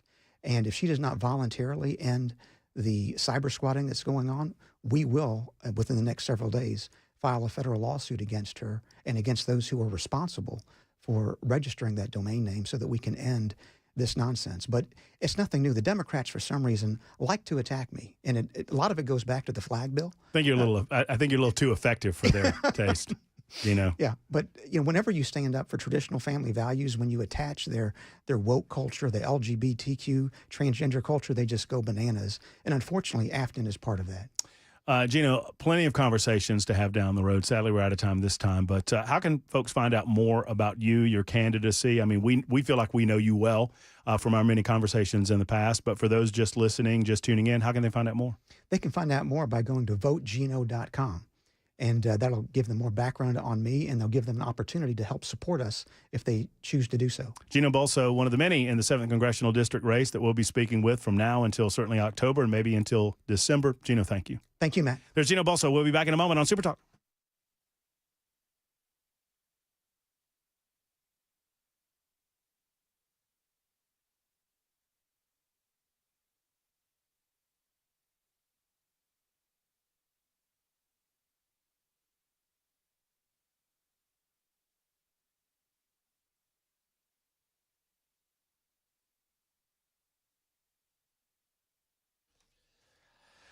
Let's talk for a moment about my friend Shane Ring and Cover Nash. Listen, folks, Insurance is so confusing. I mean, I consider myself a relatively smart guy. I know some of you may not, but I consider myself relatively smart, and I don't understand it all. But I got Shane Ring in my corner, right? So if I have any questions about my health insurance, I call Shane. He is your local representative right there in Brentwood, Tennessee. You can call him or you can stop by his office. If you're tired of health insurance that feels like a math test, and it all does, with confusing percentages, surprise bills, fine print that is almost impossible to read, call Cover Nash and Shane Ring. Now, when you do, they can tell you about specific programs that they have, like a nationwide PPO plan that gives you freedom to choose your doctor anywhere in the United States of America. Plus, it includes a $250 deductible. And I know that sounds too good to be true. Just ask Shane about it with a $1,000 copay for hospital stays, preventative and wellness care free because it's ACA compliant.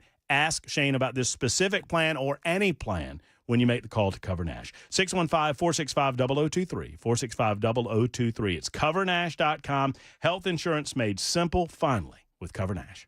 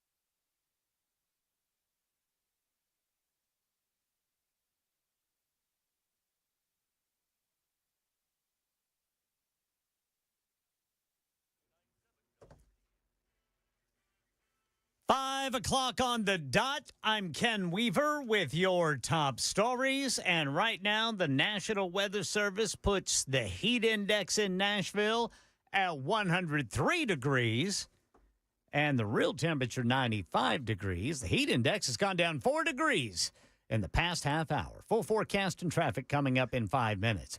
Well, it's official. Elon Musk's company, The Boring Company, is planning an underground tunnel system in Nashville. They're going to call it the Music City Loop.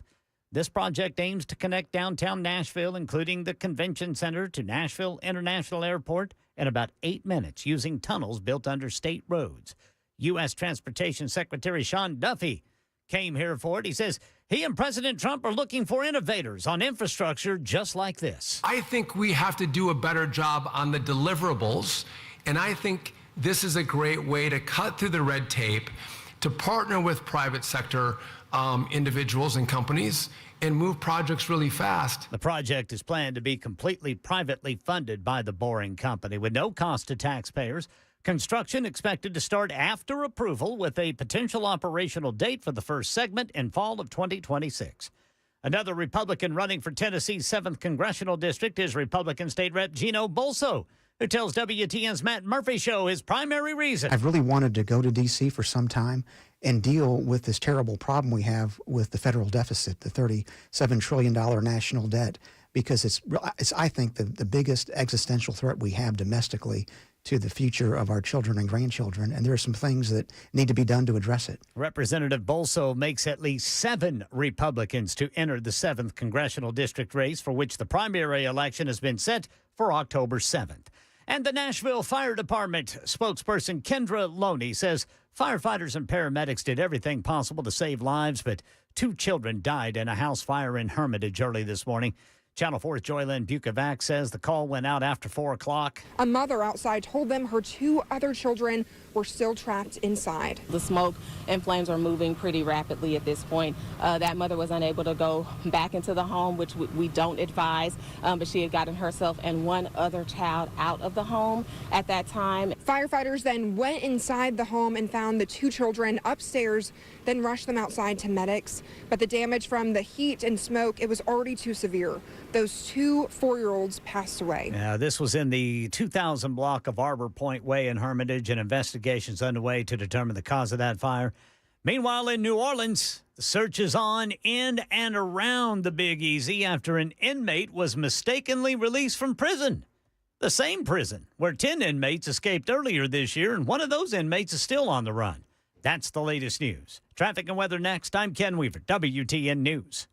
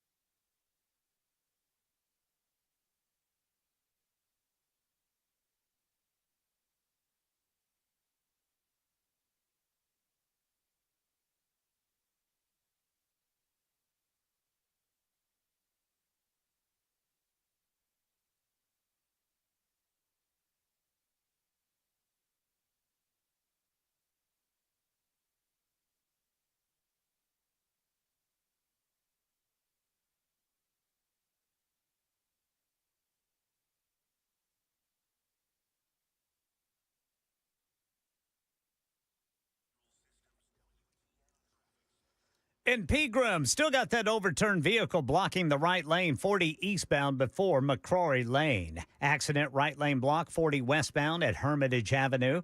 And then in Goodlettsville, an accident 65 northbound at Long Hollow Pike. Williamson County and Franklin Highway Patrol reporting 2 separate accidents. This is affecting 65 southbound between Paytonsville Road, Goose Creek Bypass, exit 61, and I-840, exit 59. Rowell Hill got a crash blocking the right shoulder, 24 eastbound past Bell Road. Over by Belmont, the off-ramp partially blocked by a crash, 440 eastbound to Hillsborough Pike. And then I-40 eastbound at 4th Avenue over here on the South Loop downtown. And in Hillwood, a crash reported by police, 40 eastbound at Charlotte Pike. Traffic every 10 minutes every morning on Super Talk 99.7 WTN.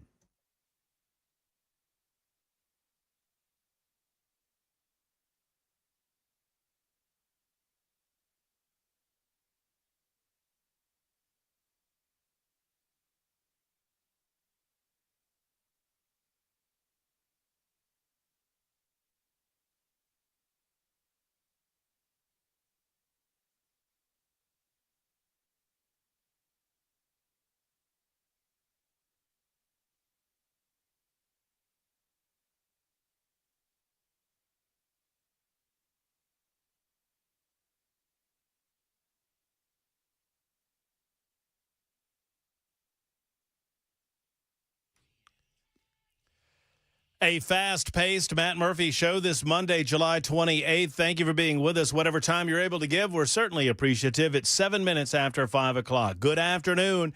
Yes, it's hot outside. Yeah, the traffic is nasty out there. I hope you get where you're going. It'll be there when you get there. Be patient, friends. If you're just off work, just joining us, a lot happening over the course of the first 2 hours, and we hope that you're able to spend the last 2 hours with us. 615-737-9986, 615-737-9986, either on the phone lines or the super text lines.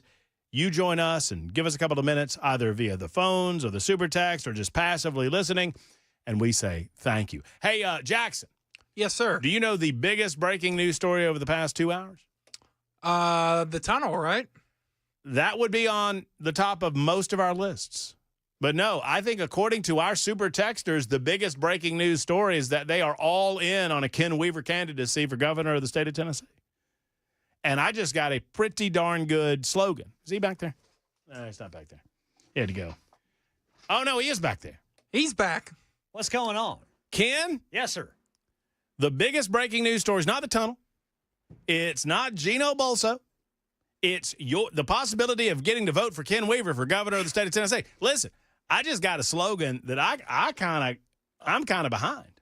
All right. It says, Ken, I'm a Weaver believer.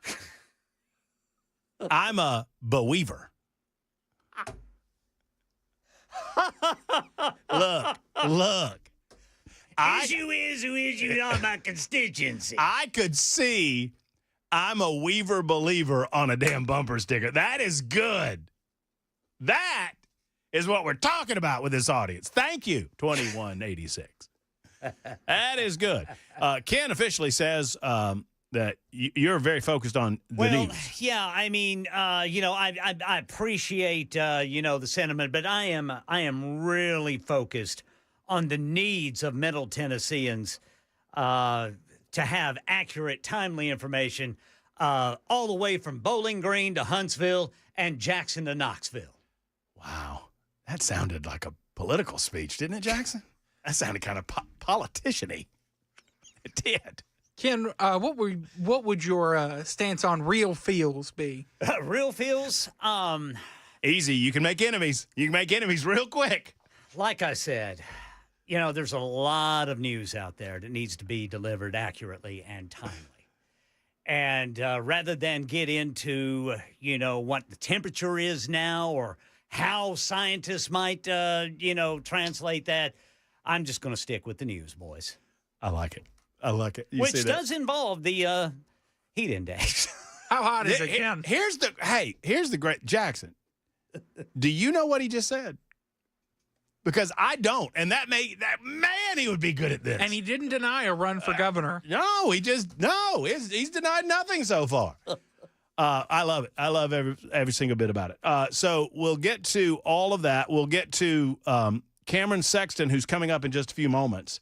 He is on his way to our studios right now, leaving B&A Airport, where the Secretary of Transportation, Sean Duffy, I believe Governor Bill Lee was there, and obviously Cameron Sexton was there as well. He's going to join us to talk a little more in depth about what this means for the state of Tennessee and what it could mean down the road and the swiftness with which a tunnel could be constructed.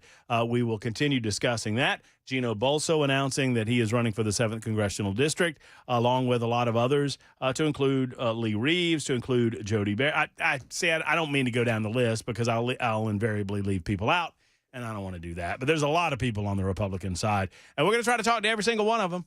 And just to provide you, look, I'm Switzerland in this thing, okay? I want the best candidate for the job. Now, my job and my goal is to get to the bottom of where candidates are on any number of issues important to the 7th Congressional District, to make sure that we present these candidates to you, that you get an unfiltered view of who the candidates are, where they come from, and what they want to do to better our living conditions in the 7th Congressional District, whether that's getting government involved or getting government out of the way, whatever it might be. And then you get to decide come October who you want your candidate to be to take on whatever socialist the Democrats put up as their candidate for the 7th Congressional District. Now, I am Switzerland. I am not, I'm going to take a side when it comes to the general election. I promise you that. But I like Gino. I like Lee Reeves. I like Jody. There are different reasons to like all of these candidates. I don't know Matt Van Epps, but hopefully we'll get to know him. I don't know some of these other candidates. I know Stuart Parks, for example. Stuart Parks ran for the 5th Congressional District when I first got here, got to know him there. He went to prison because of January 6th, went to prison for Trump and was eventually pardoned by Trump. And he's in the race. So a lot of candidates to vet through, and we'll try to get to every one of them on Super Talk 99.7 WT. And it's time for Jim to talk about the tunnel, which is now known as the Music City Loop. Hey, Jim. Hey, Matt. How you doing? I'm great, Jim. Hope you are. So far. I've got a couple questions. Because when we think about a tunnel, normally it's attached like a train. When you're talking about going to the airport and downtown like a subway system. But what you're saying is there's going to be cars in the tunnel. So my question is, does the tunnel open up next to the airport and the cars will join the normal cars that go into the arrival gates and departure gates? Or is it going to be something underneath the airport? No, it's a closed loop system for Tesla vehicles only. And no, it's not for private cars to go on. So you can't take your car on it. It will be gotcha. Yeah. So think of it like a subway, but just with Tesla cars. So then the next question comes in: if we're doing individual cars, well, those cars have to have a way to park so that Granny can get out of the back seat and then get the luggage out of the back. I just see that as making some delays. It's not as effective as a train, and I guess that's the rub for me. I was hoping it'd be a train. That way the doors open, everybody walks out. But if you have to have individual cars that are stopping and waiting for people to get, that's just like what the gate is right now to the airport. I would encourage. Well, all of that would happen underground. I would encourage you, if you got questions about this, to go to the Boring Company's website and to look at some of the images of what they've already done in Las Vegas. A lot of that parking, a lot of those stops happen underground, and then there are elevators that go to ground level on these stops. So they have these little stations where there are parking areas for the Teslas off to the side. And you can see a lot of this on the website, but they kind of have worked these concepts out over there in Las Vegas. Well, from there, then the only thing that's going to lose support is if they jack the prices up. And you said it's going to be a fixed rate. Who decides that rate, and who determines if it's going to be raised or lowered?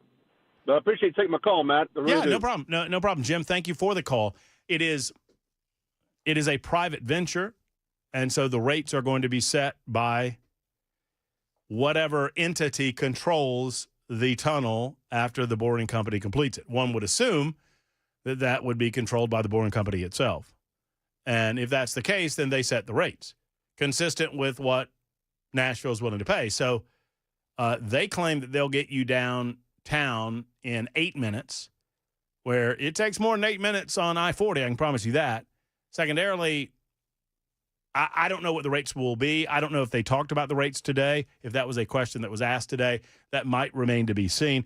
But what is it from the airport to downtown in an Uber? That'd probably be $30. You're talking price. I was thinking more time. Oh yeah, but I mean time. I'm willing to listen to that. I mean that would got to be 20 minutes. About, yeah. Okay, so price wise, am I around the ballpark? $30? Depends on what time. If you're peak flying, it could be up $40, $50.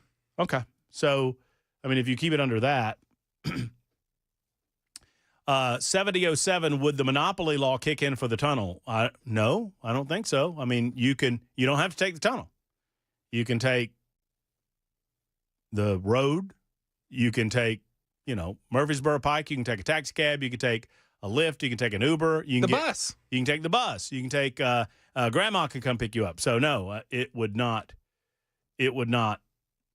impact the monopoly laws. 3368, are the Teslas autonomously operated? It is my understanding, and we'll get more information from Cameron, that initially they'll be driven by human beings, but the idea being that eventually the Teslas will drive themselves. They'll be self-driving Teslas. And so, I mean, it really becomes like a subway at that point if they are self-driving, but they are on demand, so they come to you on demand. TB says Las Vegas is a shorter loop, but it's $5 for all day. That makes sense. Would it run all night, like 24/7? I don't see why. I mean, I think it would be based on demand, right? I mean, I would think yes. Mm-hmm. I don't see why it wouldn't. Yeah, me neither. Very, very interesting, all of this. 615-737-9986. John has a comment or question about the tunnel. Renee, I'll get to you in a moment. I jumped you, Renee, and I apologize for that. Hey, John.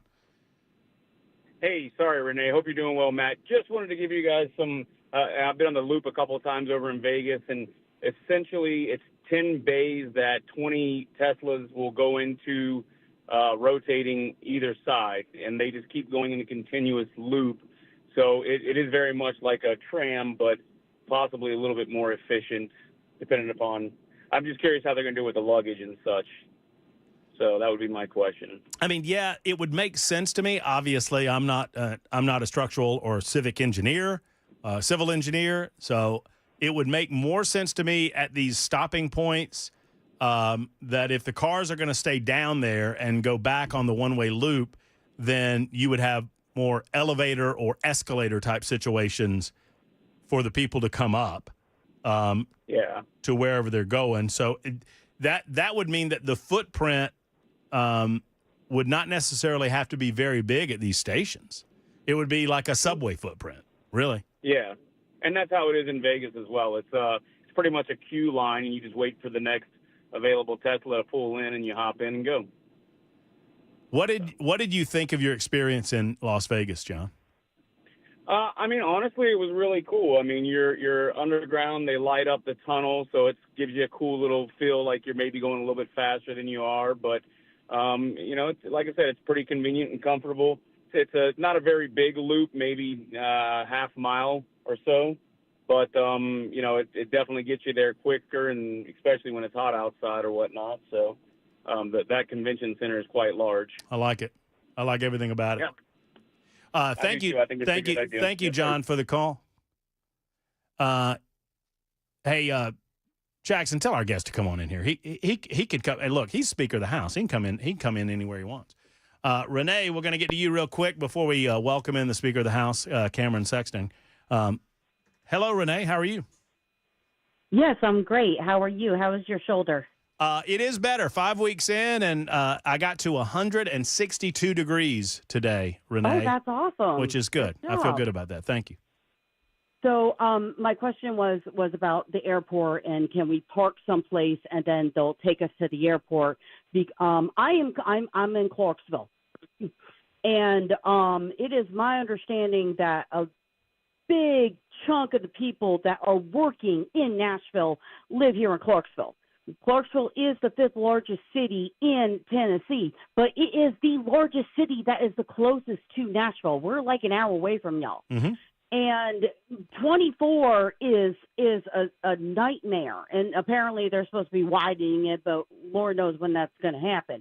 But is there anything in the works to get something here in Clarksville? Because we do have a rideshare thing here off of exit 11 on 24. And, I mean, that would be a great place to put it where we could park there and then just take the shuttle into BNA because, I mean, we got a lot of people here. I mean, we got Fort Campbell here. No, I get it. No, You know? I understand the nature. I've got the guy to ask that question to who just sat down in my studio. So you keep listening. That is awesome. You keep listening, and we're going to take a short break. And then when we come back, we're going to talk about the big announcement and what this could possibly mean for transportation all across Middle Tennessee. It's 21 after the hour. We are joined by the Speaker of the House of Representatives for the state of Tennessee, Cameron Sexton, next on Super Talk.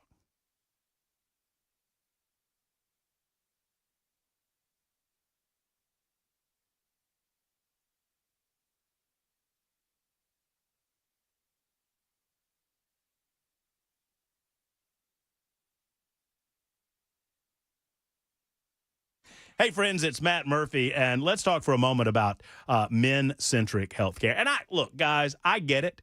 I understand when I start talking about the Tennessee Men's Clinic, y'all make the jokes and y'all laugh it off and, oh, well, I don't have to worry about all that. Let me tell you something.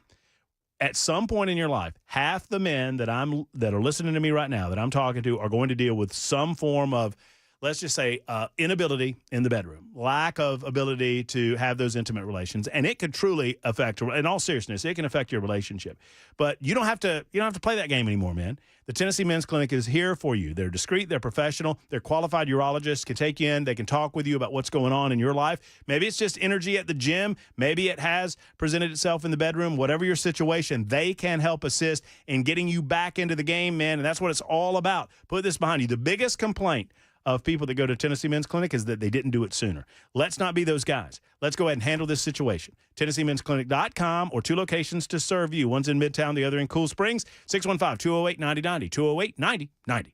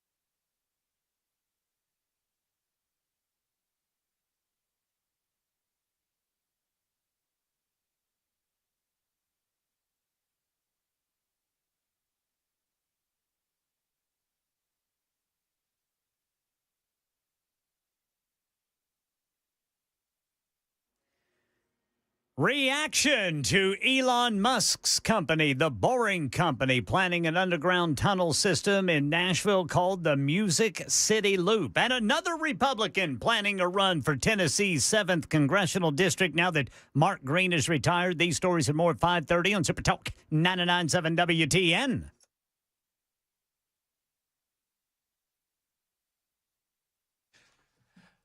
Super Talk 99.7 WTN. All right, so officially, gentlemen, I talked to Ken Weaver and I talked to Jackson Williams. Officially, we're laying off nincompoops until later on in the show because we don't want to do all of that when we got serious things to talk about. With the Speaker of the House of the Tennessee General Assembly, he is Cameron Sexton. He just left B&A Airport, and Mr. Speaker, good afternoon. Welcome in. Hey, Matt, thank you. I apologize for being a little late. I've been here 20 minutes earlier if we had that tunnel instead of having the traffic. That's good.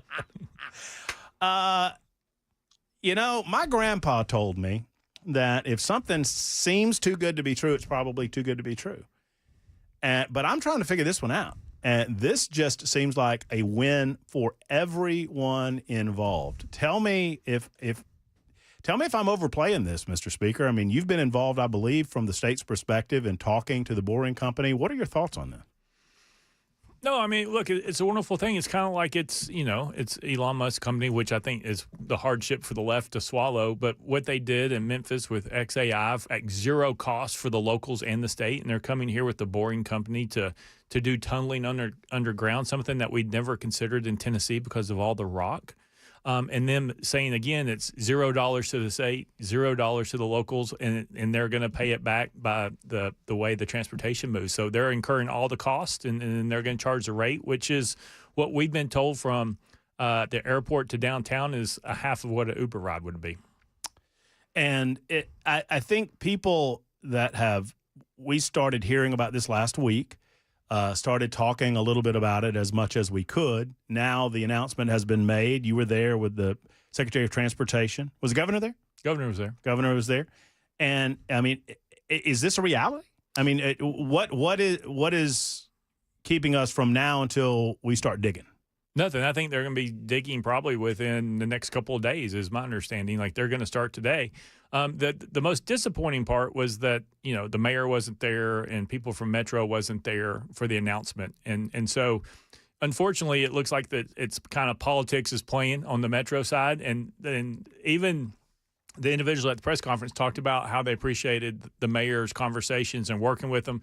And then he comes out with a tweet that basically says, we still have concerns. We're still worried about some of this stuff. And it's like, once again, like what I'm frustrated on the East Bank Authority is you got good cop, bad cop, and they're playing this little game back and forth. And look, at the end of the day, this is exactly what Tennessee and Nashville needs. And to answer the caller's question from Clarksville, it could go to Clarksville. Like I've had those conversations with the Boring Company. It is possible to do that and to move it up that way.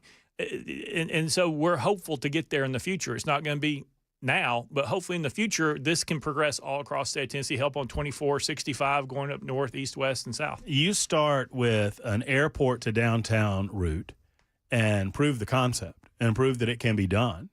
And then you get some people within the city that see the future and don't allow politics to get in the way of the future.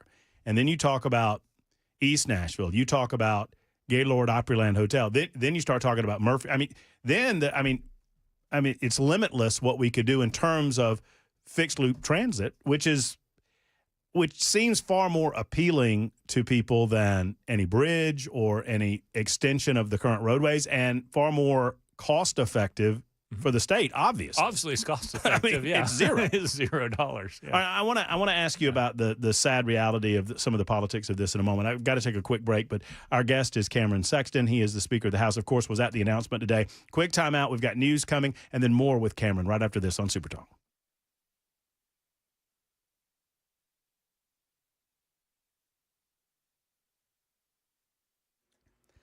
$5:30 on the dot. I'm Ken Weaver with your top stories. Right now, the real temperature in Nashville is 95. The Weather Service says the heat index is at 103. Full forecast and traffic coming up in 5 minutes.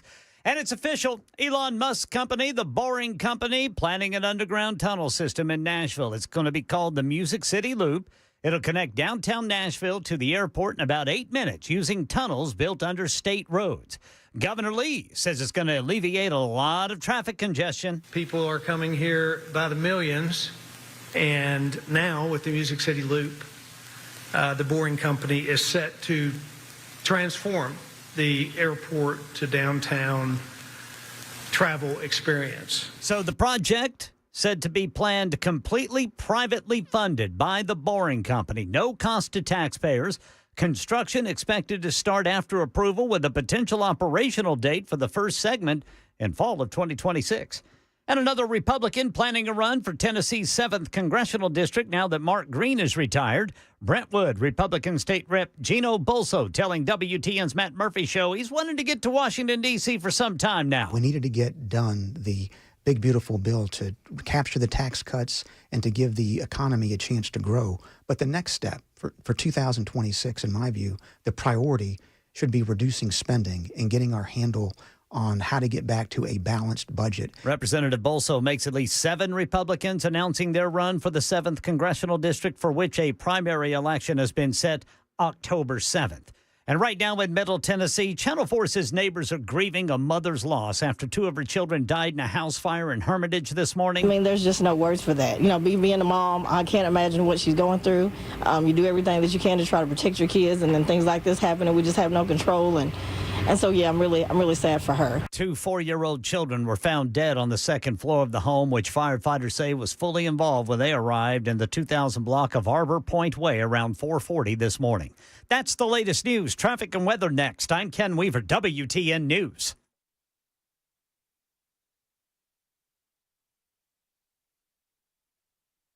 All right, overturned vehicles still blocking the right lane, 40 eastbound before McCrory Lane. Goodlettsville got a crash, 65 northbound at Long Hollow Pike. A crash at 65 southbound between exit 61 and exit 59. Highway Patrol says there's 2 crashes there. 40 eastbound past Spence Lane, then 440 eastbound off-ramp to Hillsborough Pike, 21st Avenue. That's exit 3 over there by Belmont. And then in Pleasant View, got a crash reported by police, 24 westbound between Springfield, Ashland City Highway 49, exit 24, and Maxey Road, Highway 256, exit 19. And in Fairview now, Williamson County, looks like got a crash reported by police, 40 westbound near the Fairview-Dixon Highway 96, exit 182. Traffic every 10 minutes every morning on Super Talk 99.7 WTN.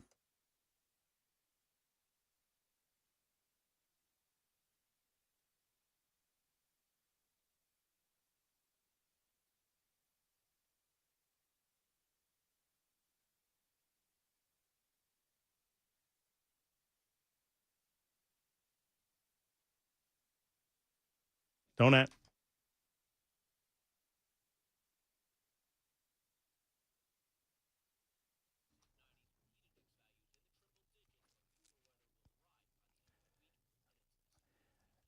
It is hot. I mean, there's no question about it. I mean, and if your AC goes out, what do you do? I mean, there's some questions there, right? I mean, you don't want to survive in this heat for days on end waiting on a heating and air conditioning company to come. I know this. I know with Efficient Heating and Cooling, they're going to be there ASAP. Jeff Edding and one of his teammates, they will descend upon your home. They will fix what ails your AC. They'll get it back up and running jiffy quick. And if it's permanent, they'll tell you that, and you can trust that they're telling you the truth. They understand that you're a baller on a budget, right? They understand that you can't spend $3,000, $4,000, $5,000 just because they tell you that it's time. It's got to be time. They'll try to fix that unit and get you through the season. But if not possible, they're going to replace. They're an Elite Pro partner with Rheem. They can help recommend the right unit for you, and they offer financing as a result of the possibility of replacement. EfficientHVAC.net. That's EfficientHVAC.net, or call 615-784-4424 for our friends at Efficient.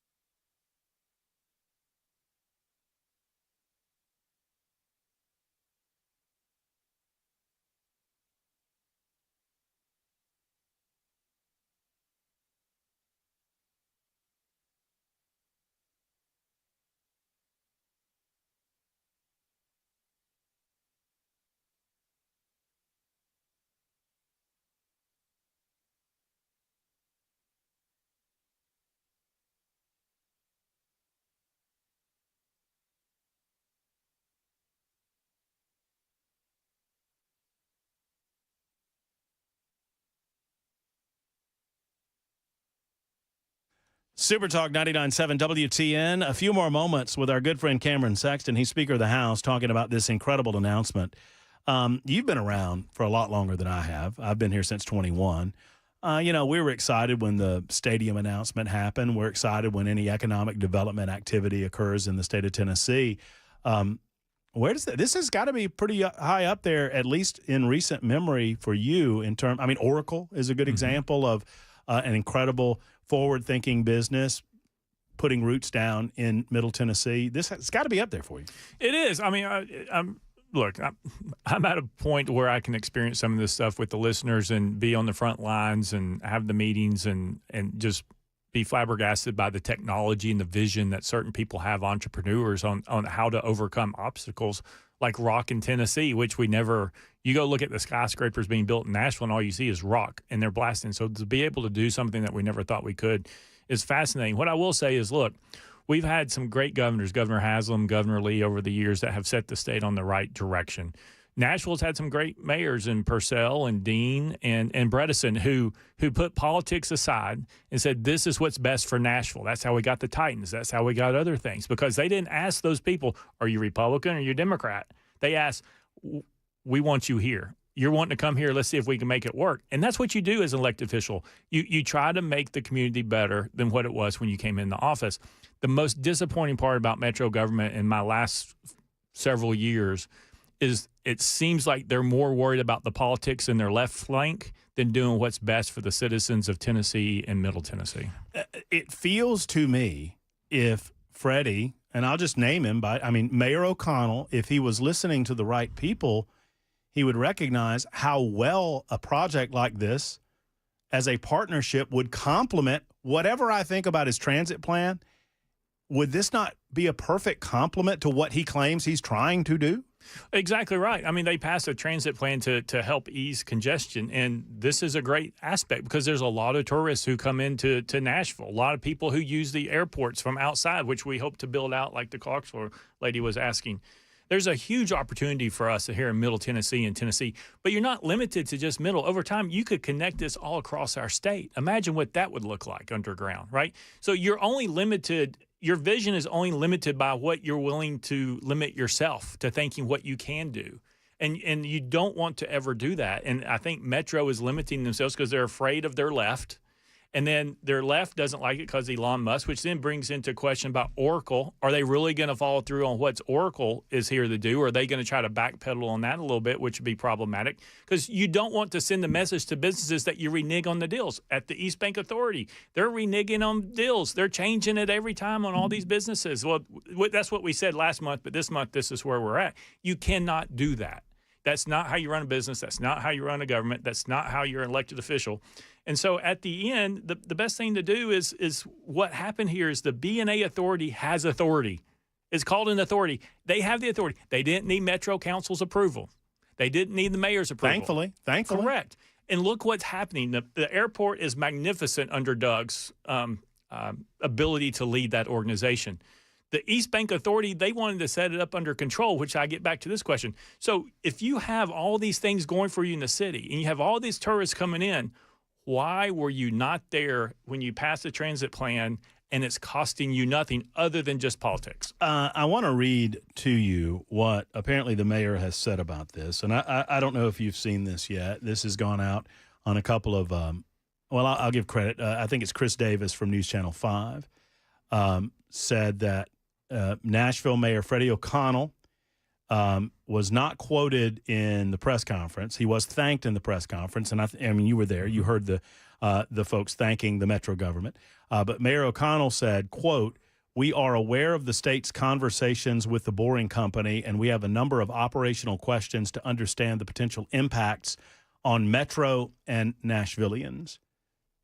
Do you have any comment on that, Speaker Sexton? I don't know that we have anybody living 50 feet underground that would be impacted, right? So I don't really understand what he's talking about. Look, at the end of the day, is what it is. It comes down to purely politics. They can sit here, and I know I've had conversations with people that talk to Metro government behind the scenes and not out in public, and the comments always, "Hey, we're for this, but we can't publicly be for it." look, at some point, you just have to suck it up and say, this is what's best for our city. This is what's best for our state. We need to do this. But when you play politics out front and then behind the scenes you're different, which I call good cop, bad cop, that becomes a problem over time. Well, and it's also my understanding that people within the administration have said to Metro councilors that they did have conversations with the boring company, that they have sat down. The boring company approached them and have spoken to people within the mayor's office on several occasions, which, you know, and I know I would have to ask Mayor O'Connell this question, that what questions do you have now that you did not have answered for you then that made it impossible for you to be a part of this project? Right. This has been on conversation now for 2 years. I've been a part of this conversation for 2 years. Trying to say that there's been no conversations and you hadn't had time to ask the questions, operational concerns, whatever that means, right? You've had 2 years to do it. To put that out at this point, look, call it a spade's a spade. Say you're for it or against it. Just say it, right? If you're going to do it, just tell us which way you are. Let's say, I mean, I hope that this is not the case, and I hope the mayor's office and the Metro Council see the benefit of this as we do, as I believe it will benefit all of Middle Tennessee. But let's say they don't. Does that stymie the project, in your opinion, in any way? No, it doesn't. But what it shows, once again, to Tennesseans is that you cannot work together. What's made Tennessee great with great governors and great elected officials who were Republican, Democrat, Independent, whatever you want to call it, we've always been able in the business environment to work together to achieve our vision of what we need to have happen. That's why we are where we are. It really is. And then all of a sudden, what you're now getting into is becoming L.A. and becoming this because I want to be progressive, and anything that has a Republican business associated with it, I don't want it anymore.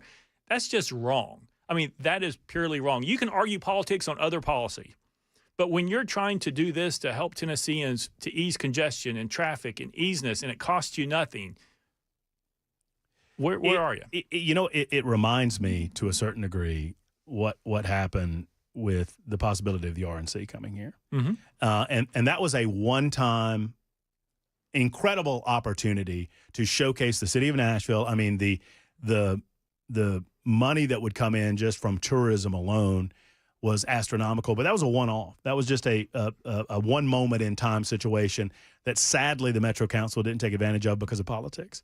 This feels like it is a long-term decision, at least as far as we understand, to turn their back on the citizens of this community because of politics. Look, I said at the time on the RNC, I'll take Republicans' money and Democrats' money. It's okay. We can use it. We can use it in Tennessee. I'm happy to do it. Right?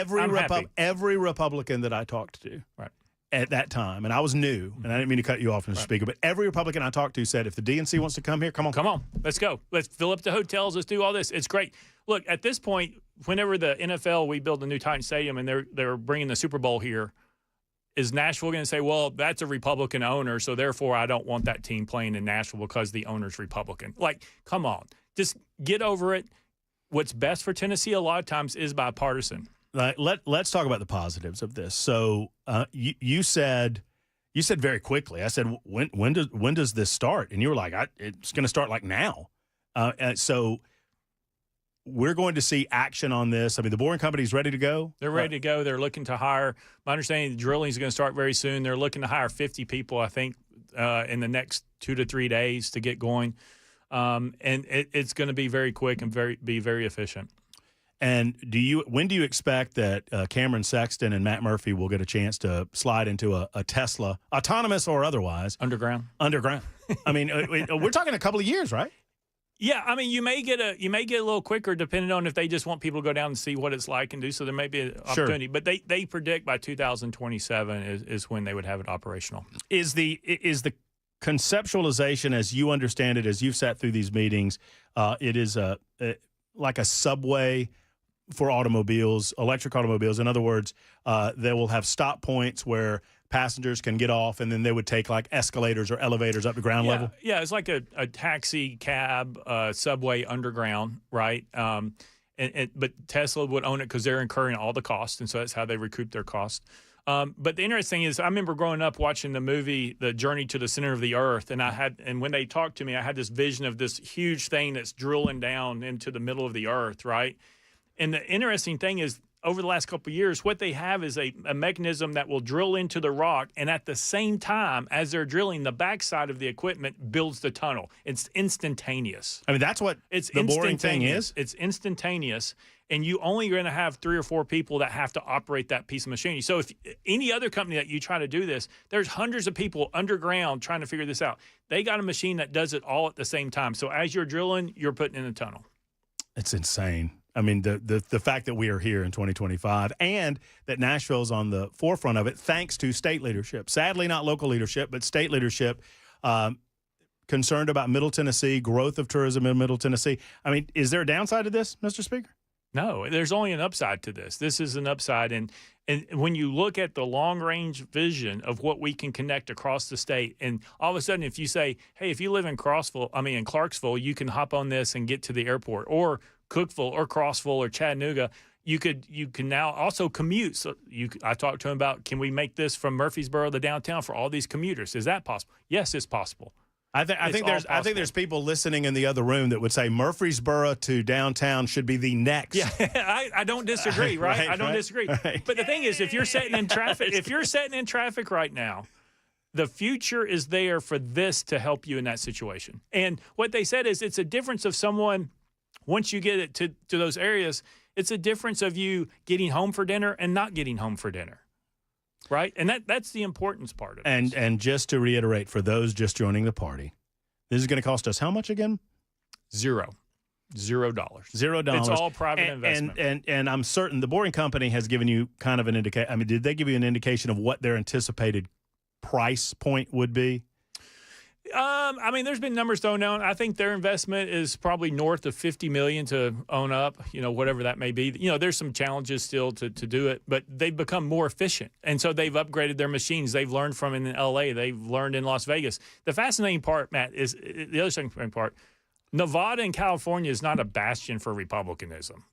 Las Vegas is not run by Republican people, but yet they moved 35,000 people in Las Vegas on a single day from the airport to the convention center to the hotels under Democrat leadership, and they love it. And all of a sudden we get here in Nashville and the Democrat leadership's like, yeah, let's play politics on this. I don't know that they can play politics for very long. Believe it or not, there's an election coming up for those guys pretty soon too. And I think a no-brainer like this could impact that election cycle. At least they will have to answer to the voters at that point if they don't get on board. And I hope they do. I hope every single member of the Metro Council comes out tomorrow and say, we were wrong not to be there, and we're all on board tomorrow, because that's better for the entirety of Middle Tennessee. It is. It's better. And I hope they have the same thing for Oracle, who's coming, and they don't try to renege on Oracle like they have on TPAC, and they're not telling the East Bank they have no authority with the, like BNA and how, like the Nashville's right there. But you have to be able to work together to improve it. You can't always have control. I mean, and no offense to your guys over at the Tennessee Department of Transportation, but if you're talking about getting a tunnel completed in the private sector within 2 years, I don't think we could resurface I-40 from the airport to downtown in 2 years. You know what I'm saying? Well, I mean, there's other challenges, but you know what I'm saying. Yeah, if you're heading out to Lebanon, that was like 4 years of project to move that to 5-lane that, right? I mean, it took forever, and you're right. The efficiency is very important. Anything else we need to know about the project?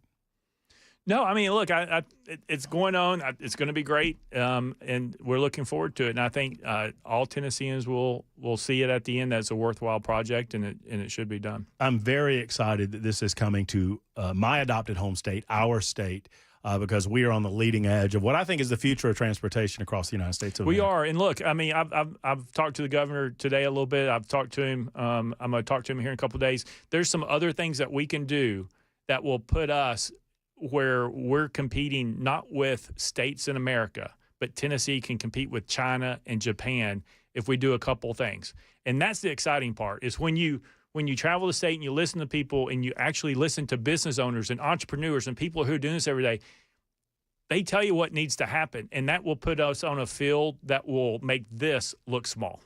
Well, we're excited about it. Thank you for spending some time with us to explain it to us. Very excited to have you on, and we'll talk again very soon. Thank you. Appreciate it. There's Speaker of the House, Cameron Sexton, back in a moment on Super Talk.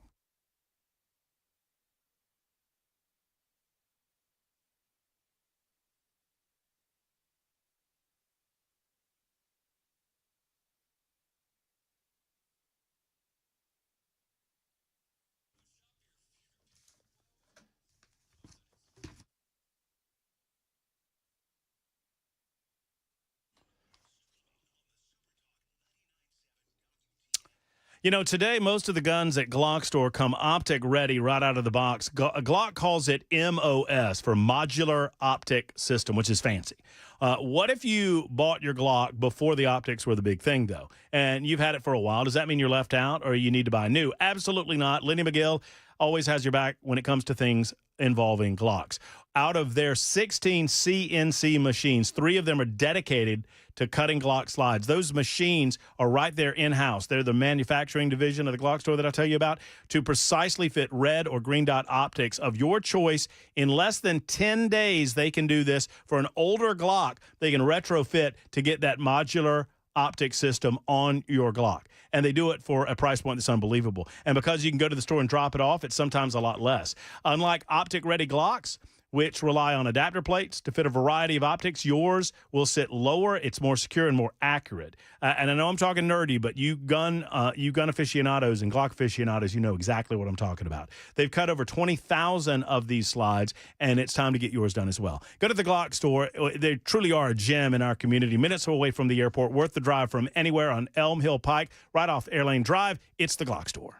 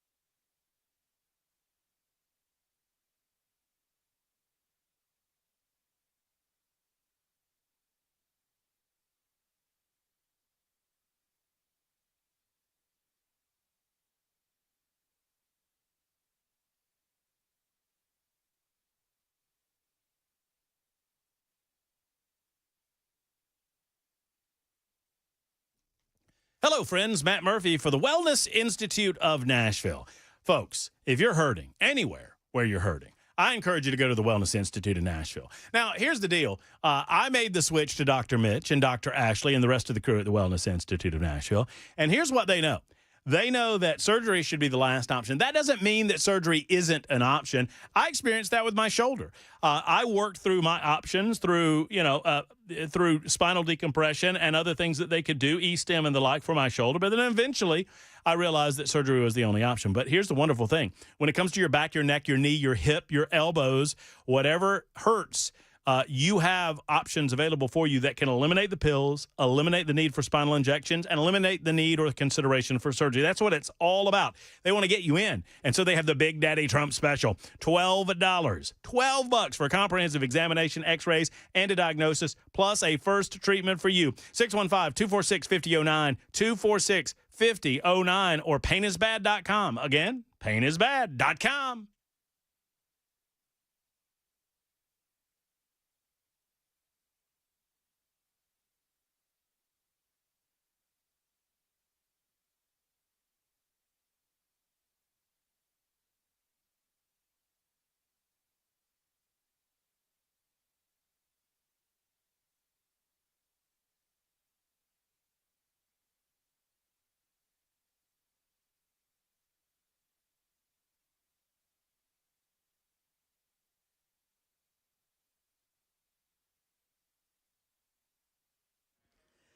Elon Musk's company, The Boring Company, is building an underground tunnel system in Nashville. We'll tell you all about it coming up at 6 on Super Talk 99.7 WTN. It's been a wild show. Wild show. Our apologies for, are y'all okay with, I just got to ask the group. I hate to do it on the fly here, but is everybody okay? Ken, I know your time is compressed in the 6 o'clock hour. We good at doing nincompoops at 6:05 right after the news? Yeah, we can do that. We can do that? Okay. We can get her done. Jackson, you good with that? All right, so for those of you who missed out on nincompoops, my apology. We had a non-nincompoop in the house with us, y'all can accuse me of being naive. Y'all can accuse me of being a 12-year-old watching it snow. But I'm excited about what we just heard here in studio, what we heard from the press conference. We're going to hear from the governor down the road. I've talked to his folks, and he's going to be on with us as soon as possible. We just heard from the Speaker of the House. The tourism folks are excited about it. The B&A Airport's excited about it. Everybody seems excited about this except for Metro Nashville. And Metro Nashville is going to benefit more than anybody. And it just astounds me that Mayor Freddie O'Connell is being as disingenuous as he's being about this. And look, I'll put a call into his office. I'm happy to. Yeah, I do not see what the problem is with this. Well, he says, here was his statement to Chris Davis of News Channel 5. We are aware of the state's conversations with the Boring Company, and we have a number of operational questions to understand the potential impacts on Metro and Nashvillians. Here would be my follow-up to Mayor O'Connell. Okay, I'm glad you're aware about the state's conversations. Why don't you make us aware about your conversations with the Boring Company? Because we know you had at least 2. We know that the Boring Company sat down with your office, Mr. Mayor. Tell us what happened in those conversations and why you weren't at the press conference. What concerns did you have that prevented you from being out there today? I mean, or was it all about politics? You're putting politics in front of the future success of this city? Sounds like something the voters aren't going to like come 2027. It is 6 o'clock on Super Talk 99.7 WTN.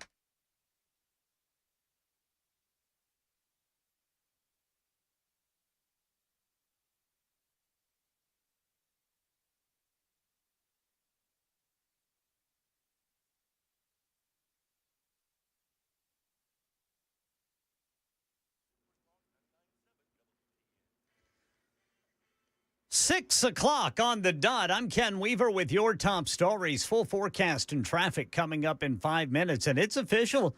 Elon Musk's company, The Boring Company, is building an underground tunnel in Nashville called the Music City Loop. It's going to connect downtown to the airport in about 8 minutes using tunnels built under state roads. Speaker of the Tennessee House, Cameron Sexton, telling WTN's Matt Murphy Show Nashville could be just the beginning for this. There's a huge opportunity for us here in Middle Tennessee and Tennessee, but you're not limited to just Middle. Over time, you could connect this all across our state. The Boring Company is going to begin hiring for this project this week.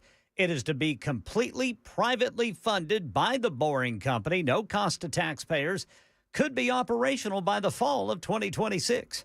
Right now in Middle Tennessee, Nashville Fire Department spokesperson Kendra Loney says 2 children died despite efforts by firefighters and paramedics at a house fire in Hermitage this morning. The smoke and flames are moving pretty rapidly at this point. That mother was unable to go back into the home, which we don't advise, but she had gotten herself and one other child out of the home at that time. It was just the mother and her 3 children in the home when the fire broke out, and of course 2 of them there, you heard, didn't make it. It spread from a deck to the home around 4:45 this morning. The cause is under investigation. Channel 4 says an investigation's underway to figure out why sewage overflow ran into Cartwright Creek in Williamson County.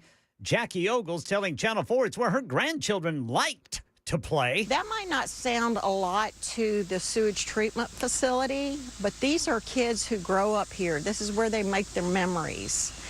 That's uncalled for. It is the worst of the worst. Private company Limestone Water Treatment telling Channel 4 the facility was in disrepair when they bought it, and they're working on repairs that they say will be completed next year. Following recent reports and graphic images of a worsening humanitarian crisis in Gaza, President Trump has indicated the United States will become more involved in providing humanitarian aid to the region. Here's Tom Sufi-Burridge. President Trump is promising action on this issue. I mean, there is a lot of international momentum on it, and I think the UK government is clearly pressing the Trump administration to join them on this. But look, more food centres could make a difference on the ground in Gaza, but we're short on detail on that. In a meeting with British Prime Minister Keir Starmer, President Trump emphasized that these food centres would operate without fences or boundaries, allowing free access for people seeking assistance. That's the latest news. Traffic and weather next. I'm Ken Weaver, WTN News.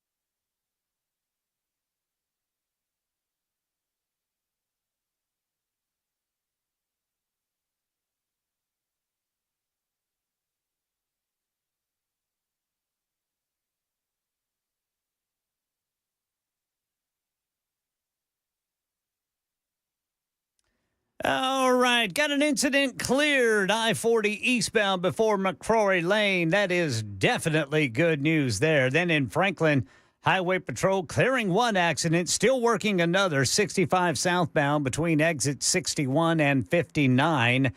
Looks like police working a crash in Glencliff, 40 eastbound just past Spence Lane.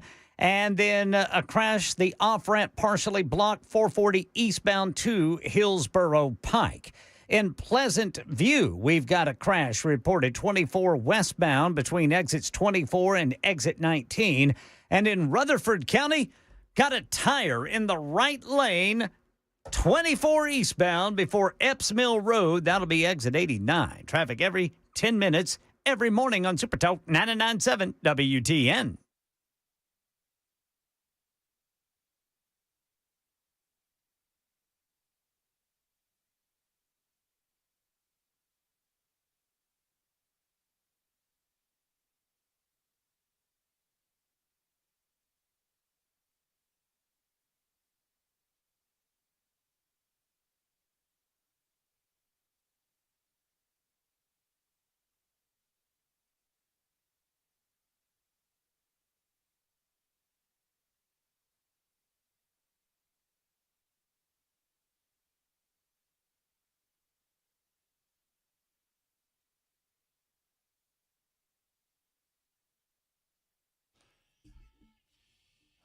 Super Talk 99.7 WTN, show flying by on this Monday.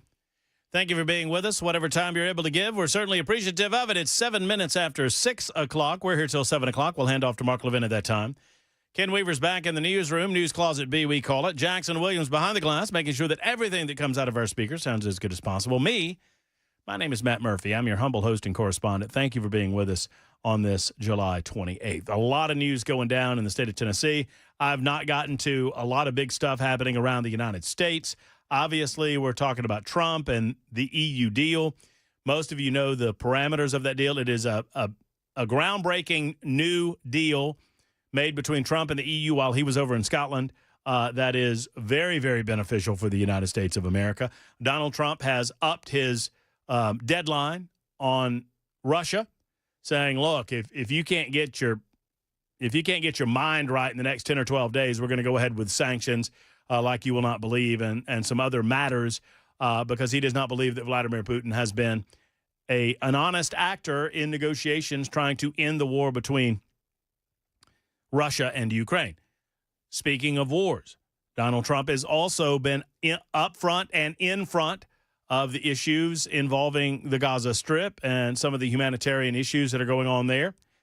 Some of those issues have been exacerbated by Hamas. There is no question. Some of those issues have been problematic for the UN, no question, but they are issues nonetheless. Are the people that are not participating in this conflict getting the food and aid that they need? And if not, what can we do to make sure that they get the food and the aid that they need? And I understand that you're working at a deficit. I understand who the good hats and the bad hats are in this, but I also understand that you need to get that aid to those people because you have to be better than the enemy. And the enemy is obviously the terrorists that control that region. And they don't care about the people that they claim to care about, the quote-unquote Palestinians. They don't care about them. But Donald Trump is up front saying we need to do something different to make sure that people are getting aid, and we applaud him for that. Dan Bongino speaking over the weekend via X, talking about his frustration and out-and-out shock as to what he has learned as assistant deputy or I guess deputy director of the FBI. More on that coming up as well. The big news today, well, there are a couple of big news. One, Donald Trump broke his silence, too, on Epstein and talked about how his relationship with Jeffrey Epstein completely fell apart years and years and years ago, long before Epstein was accused of some of the things he was accused of. Perhaps we'll have time to get into that as well. 615-737-9986 if you want to be a part of the show. Right now, it's late, but it's time. It's Nincompoops in the News. Nincompoops in the News. All right, friends, I appreciate you staying late with us for Nincompoops in the News, our opportunity to go around the globe, around these United States of America, right here in the state of Tennessee, and find those nincompoops where we live and breathe and present them to you. Ken Weaver gets a story, Jackson Williams gets a story, Matt Murphy gets a story, and you get a vote. 615-737-9986. If I recall correctly, I won on Friday. And I think Are we sure about that? Uh-huh, I am. Ken? What, you don't believe me? What was your story on Friday? I don't remember. Me neither. But I won. It wasn't very impactful, apparently. I mean, I do remember. You mean my butt sniffer dude didn't Oh, win? butt sniffer won. Butt sniffer did win. Oh, I must have. Ken, I apologize. As I sit here today, I thought I won that story. That's old Jay St. Clair. As I sit here today, I can't remember. Yeah, your butt sniffer did win, Ken. He tried to pull a fast one on us, Brother Weaver. I could have sworn I won that thing. Well, Ken Weaver, you're the big winner. That means you get to go first. Great, because I didn't want you boys getting this one before me. Okay. Branson, Missouri couple arrested after allegedly living in a Walmart attic for 2 years. What's with you and Walmart lately, Ken? What? And I tell you, you boys got to go over and look at this couple. Woo! I bet they look great. Yeah. Yeah, especially the gal. She's got, looks like she took a magic marker and wrote words on her face and then clown lips and clown eyes. She doesn't have any hair either. A couple has been arrested after authorities say they secretly lived in the attic space of a local Walmart supercenter for more than 2 years, completely unnoticed by staff. According to police, 47-year-old Todd McAllister and 45-year-old Jessica Reams had been residing in a makeshift living area tucked inside the store's attic above the garden center and automotive section. The discovery came after an HVAC contractor responding to a routine maintenance issue stumbled upon what he described as a, quote, fully lived-in campsite, complete with a mattress, battery-powered lanterns, storage bins full of clothes, and even a working hot plate. Now, where do you think they got those items? Huh. It looked like they'd been there a long time, said Sergeant Lane Holloway of the Branson Police Department. They had shelves organized with food from the store, books, clothes, even a small area where they were growing herbs. Herbs? What kind of herbs, Ken? Well, they were using LED lights.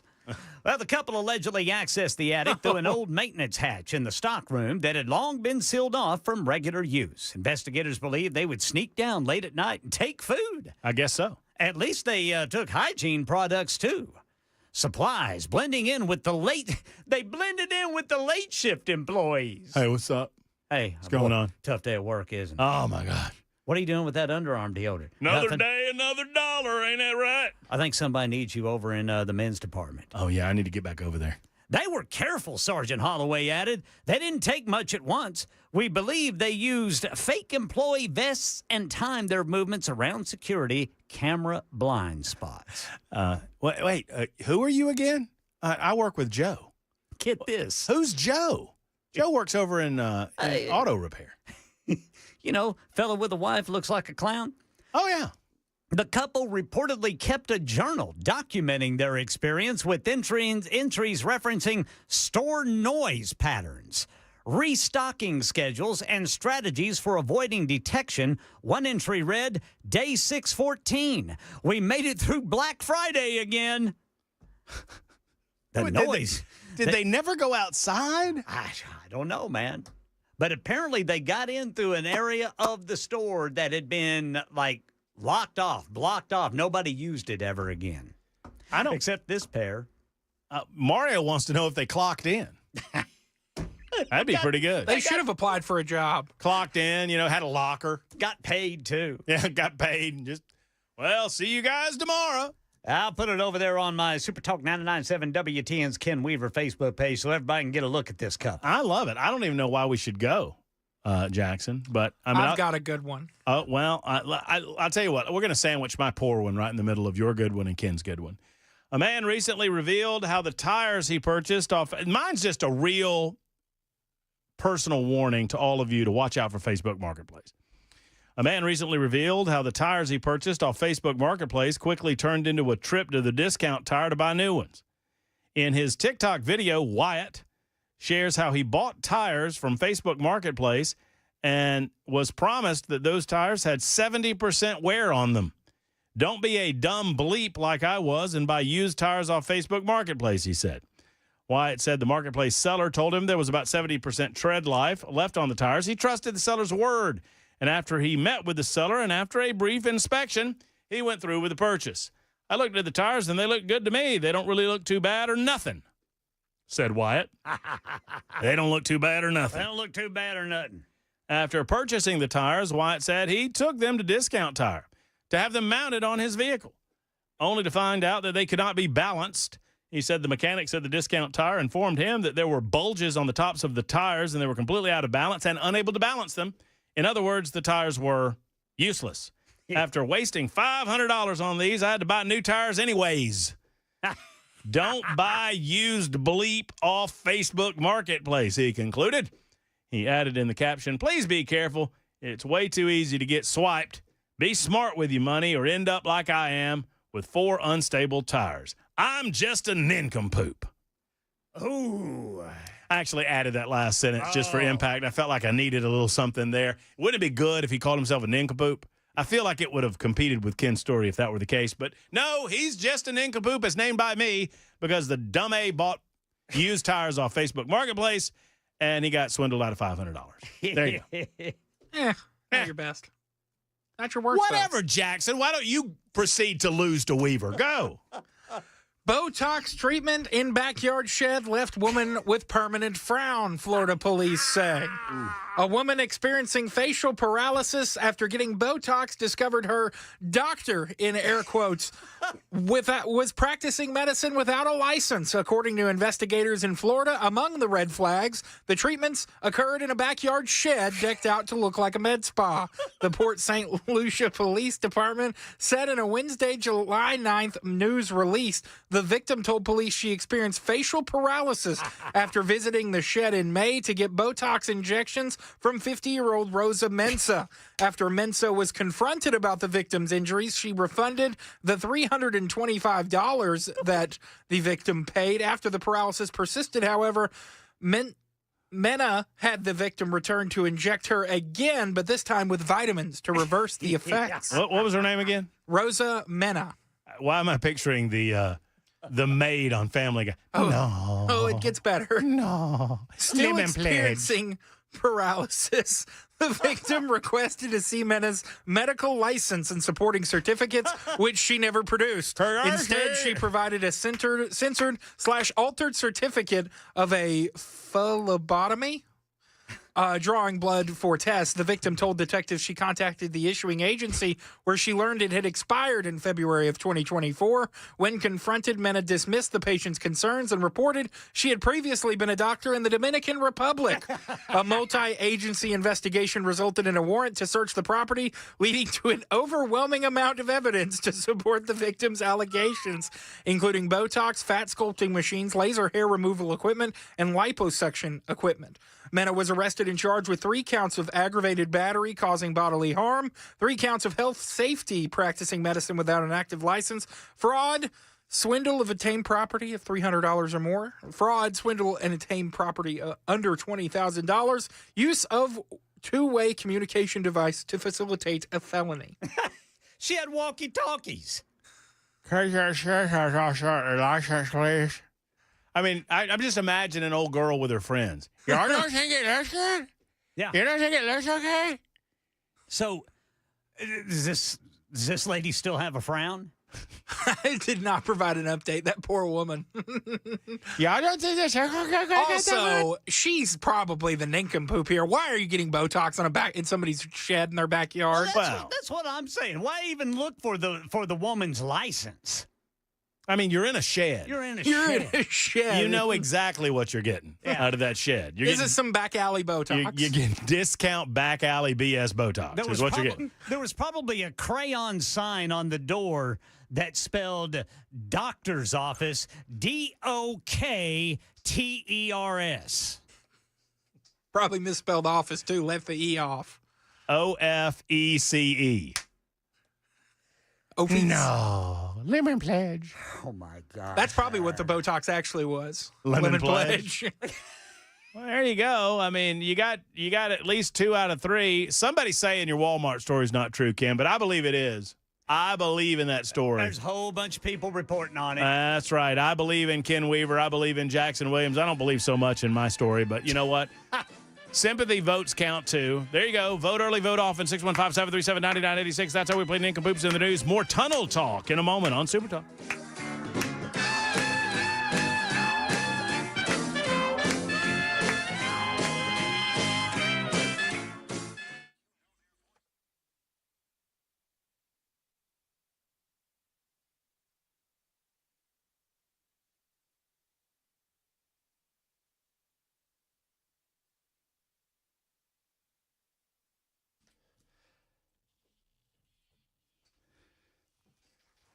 Hello, friends. Matt Murphy here. And if you've been diagnosed with an issue involving your automobile, particularly your European automobile, then I would make an encouraging recommendation for you to go to Eurofix.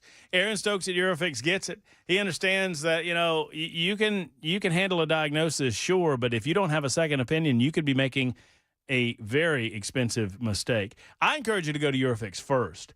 It could save you a lot of time. It could save your vehicle's life. It could save you a lot of stress that ruins your weekend, ruins your week, ruins your entire month. Life's too short to get stressed out and angry. At Eurofix, they give you a free 15-minute no-wrench inspection with an estimate at every visit, never a high-pressure sales tactics. At Eurofix, you get a 3-year nationwide warranty and a free loaner car with every repair appointment. At Eurofix, you never pay dealer prices. Franklin, 100 Oaks, Murfreesboro, Belmead, and now Mount Juliet. Call 844-EUROFIX. That's 844-EUROFIX, or visit myEurofix.com. Tell them Matt Murphy sent you to myEurofix.com.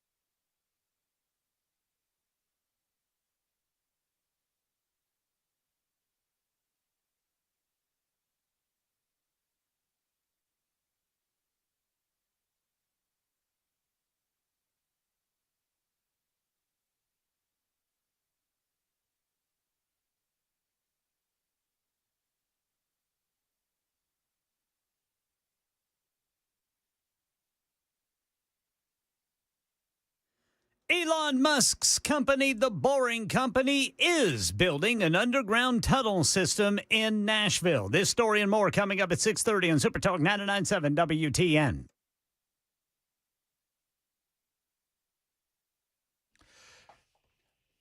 Join us on the radio, 99.7 FM. Join us online wherever you find an app that downloads podcast, or you can stream music or news information. You can stream this radio show, The Matt Murphy Show, Super Talk 99.7 WTN. Tune in to Spotify, tune in, iHeart, or our own app. And then, of course, there's Talk TV, YouTube, Facebook, Twitter, Twitch, and Rumble. I just checked in on the YouTube chat. Feisty. Yeah. Feisty. They're Feisty. getting after it. They're today. getting after it. There's disagreements as to whether or not there will be effectiveness in the tunnel. Some are suggesting flooding as an issue. I'm going to trust that they have thought of that. I don't know. Maybe you invest $50 million, $60 million, $70 million, and you don't think about the fact that it rains in the state of Tennessee. I don't know. Or maybe you do. And you're just hoping, crossing your fingers. I'm gonna trust that they have thought about flooding, and they have a flood abatement plan in effect. But if not, it's their nut, not mine. Right? I mean, it's not my money; it's their money. Yes, Jackson. What are the votes for nincompoops? Well, there's a lot of people that are saying they're a believer. I'm a believer. Ken for the win. Ken the Cleaver has my vote. Insane Walmart clown posse. I got nothing. It's close again, but Dream Weaver and Jackson has a close second. Weaver hands down. Sympathy vote for Murphy. Way to go, Brother Murphy. Thank you. Thank you, Ken. Thank you, Billy, for that sympathy vote. Ken, always the free place to live. Weaver Williams. Oh, a Weaver-Williams tie, is that a thing? No, it's not a thing. That's a vote for each of us. That is not a thing. That is not a vote for both. Oh, here you go, 9487. Your mom checked in. Jackson wins. Oh, nice. I don't know if that's your mom or not. I thought Ken, but then changed to Jackson. Jackson won. Hey. Oh, a vote for Jackson. Holy moly, this is getting tighter than I thought. Ken wins again. Just keep doing this till 6:30. Matt Murphy, MM. I think you will see the system hop out of the ground when you get beyond heavy construction. Well, I don't. That's a long form message about transportation and the tunnel, not having anything to do with possible flooding. My vote is for turn that frown upside down. That's me. 2703. Did he say faux lobotomy? I think he did. I think you did say faux lobotomy. PH lobotomy is how it was spelled. That would be. That's a type of lobotomy. I think. Oh, no. What was she doing in this shed? Not faux as in fake lobotomy. Sorry, Ken. Jackson wins, said Dawn. Ow. Weaver's people were too smart to pull that off for 2 years. Weaver. I'm gonna have to do some study on this. It's a little bit closer than I thought it would be. In the meantime, before we get to news, Lee, you are up next. What's going on, Lee? I'm thinking about moving to Walmart. Sounds pretty good. Ken wins. I think Lee just cast the tie-breaking vote, Jackson. There you go. There you go. Sorry, Jackson. Don't know you yet. Got grandson named Jackson. Oh, so. But I think I want to invest in Tesla, and those cars going to be going under y'all's ground. I texted you last week about I've been under the Holland Tunnel and the other tunnel up there and the Chesapeake Bay Bridge and tunnel. Ain't that going to happen. They make them better now. Like well, I mean, there are certainly tunnels that go underneath rivers. There are tunnels that go like you say, there's the Lincoln Tunnel. Yeah. Lincoln Tunnel goes under a body of water. So I would think you would have the ability to make these things water resistant, if not waterproof. But you would have, I don't disagree with the I guess it's the person on the YouTube channel. I don't disagree that it needs to be a consideration, but I would hope that a company this large would have considered the fact that it does rain quite a bit in the state of Tennessee. I understand. Yeah. I live close to Lost River Cave, or I worked for a company out there, and we was always graveling a parking lot to park the big trucks, and we'd have to do it about every 6 months. And it's like, we were like, where's all this water, these rocks going? And one guy said, I bet there's some guy up there at Lost River Cave won't know where all this rock's coming from. I bet. You know. Yeah, I think it's a good idea. Well, Lee, it's Elon tested and Lee approved. It's time for the news on Super Talk 99.7 WTN. Right now. Here we go. Right on time. Here we have it. Here it comes. There we go. Here he hit the button. Here Ken comes. 6:30 on the dot. I'm Ken Weaver with your top stories. Full forecast and traffic coming up in 5 minutes, and it's official. Elon Musk's company, the Boring Company, is building an underground tunnel system in Nashville, going to be called the Music City Loop, connecting downtown to the airport in about 8 minutes using tunnels built under state roads. U.S. Transportation Secretary Sean Duffy came here for the announcement. I think this project will go to great lengths to take more cars off the road, move people faster, create more business activity in your state and in your city, but also reduce the congestion of your great state. Yeah, so the project will be completely funded by the Boring Company, no cost to taxpayers. Construction expected to start any moment now, actually. They're hiring people this week with a potential operational date for the first segment in the fall of 2026. Here in Middle Tennessee, 2 children dead from a house fire in Hermitage. The Nashville Fire Department responding to the scene on Arbor Point Way after reports of a deck fire that had spread to the house. The mother able to escape with 1 child, but reported to firefighters the 2 other children still inside on the 2nd floor. They weren't able to get to them. Michelle Franzen has your money news. Major indexes were mixed in Monday's trading. After a record-setting week, the Dow was down 64 points at the close. The S&P 500 lost 1 point. The Nasdaq rose 70 points to a new record. These stocks were steady after the weekend's news of a trade deal framework between the U.S. and the European Union. Investors are waiting on big tech profit reports later this week and the Federal Reserve's latest decision on interest rates. Treasury Secretary Scott Bessent met with China's vice premier in Sweden for trade talks that are expected to extend a 90-day pause on higher tariffs. The Trump administration also wants to reduce its nearly $300 billion trade deficit with China. Chinese startup Z.AI announced it's developed a new artificial intelligence model it says is cheaper than Chinese rival DeepSeek. Earlier this year, DeepSeek made headlines with a model it claimed was cheaper to train and operate than ChatGPT. That's the latest news, traffic, and weather next. I'm Ken Weaver, WTN News.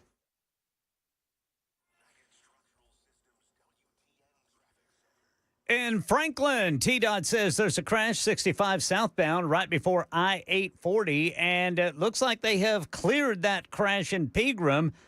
I-40 eastbound before McCrory Lane. However, apparently there's still a little bit of cleanup going. There was a vehicle fire there, so that is kind of off and on. They're out of the way, then they're in the way again. Just keep that in mind. 40 eastbound right before McCrory Lane. Traffic every 10 minutes every morning on Super Talk 99.7 WTN.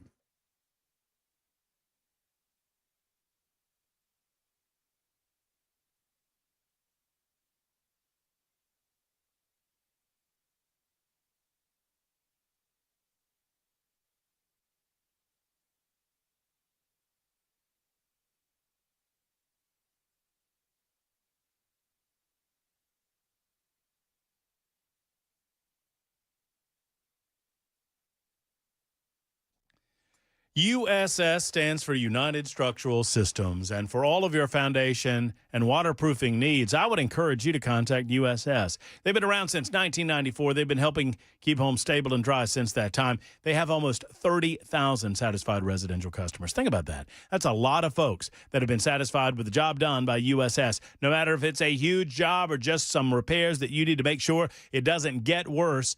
Because, listen, here's the bottom line. If you've noticed mold or mildew in your basement or crawl space, if you've noticed cracking in your steps or your concrete. If you've noticed the telltale signs of settling that is out of the norm, then you need to get something done about this because it's not going to handle itself. USS will take care of it. They are truly the problem solvers that homeowners trust. Keep homes stable and dry, and they've been doing so since 1994. Serving Middle Tennessee, I invite you to give them a call, 615-488-7855. You'll be the latest in the long line of 100% satisfied customers at USS. Find out more at USSTN.com. That's USSTN.com.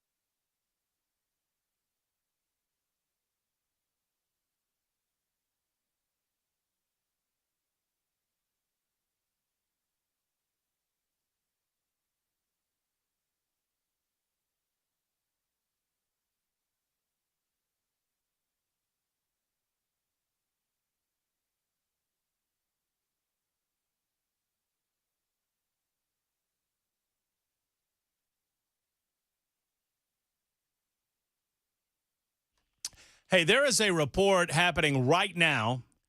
I'm watching breaking news. There is an active shooter with a long rifle on the loose in Manhattan.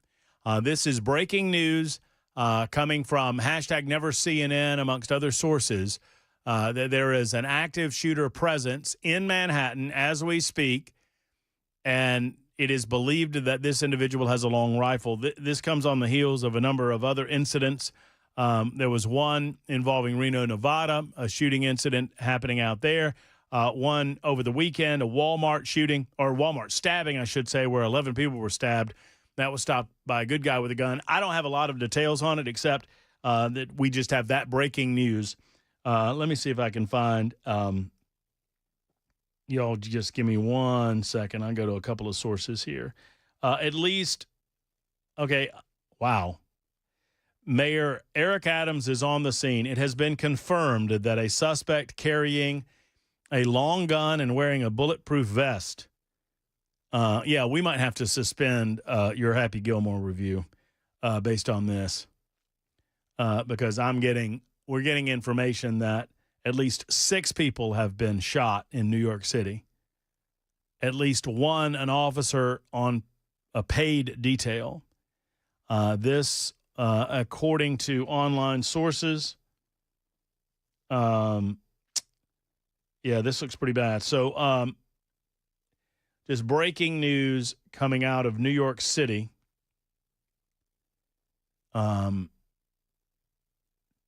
6 people reportedly shot. I'm getting that from one source. I'm not getting that from anybody else. So I want to be careful in regurgitating that.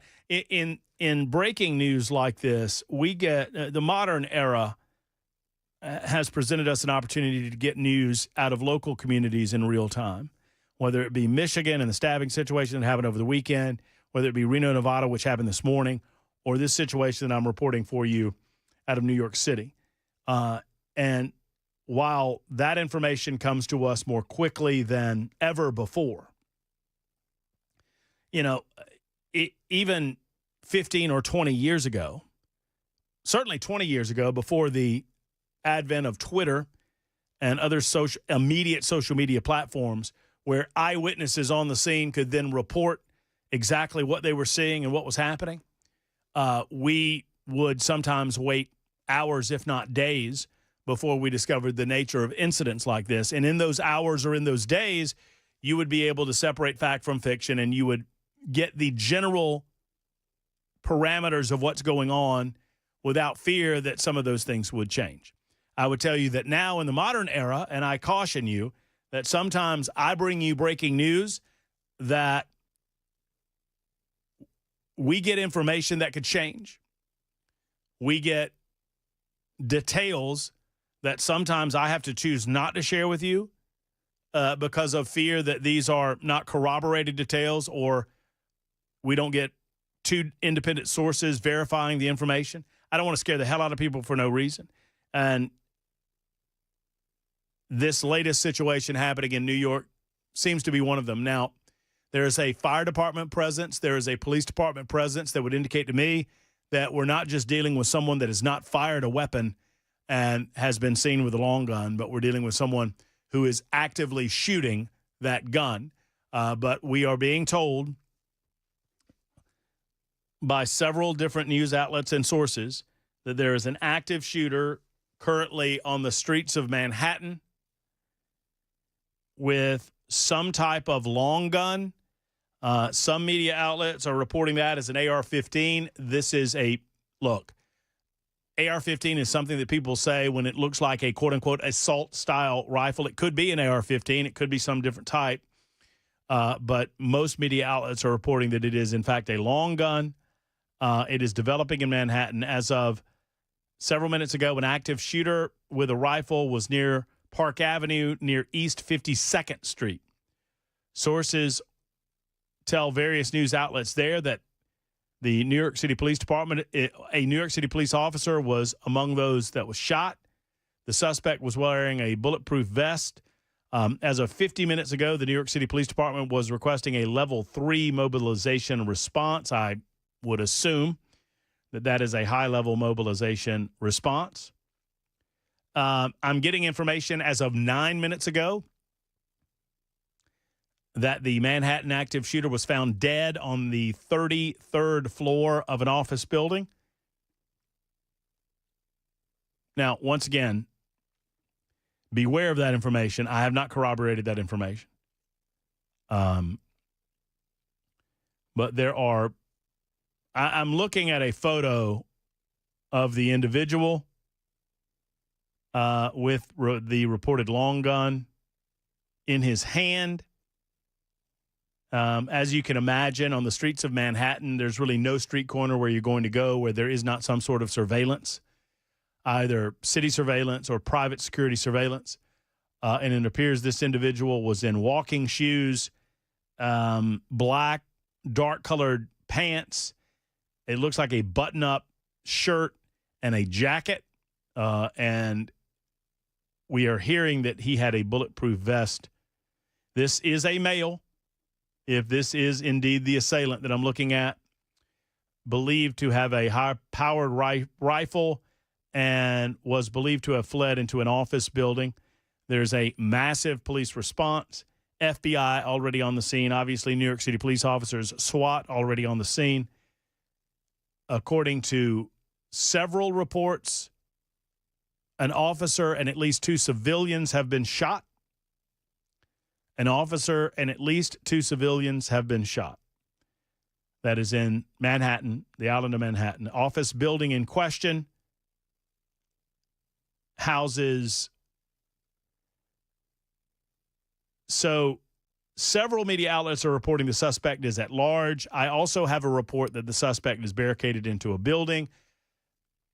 I have a third report that is uncorroborated that the active shooter was found dead inside of that building. I do not know.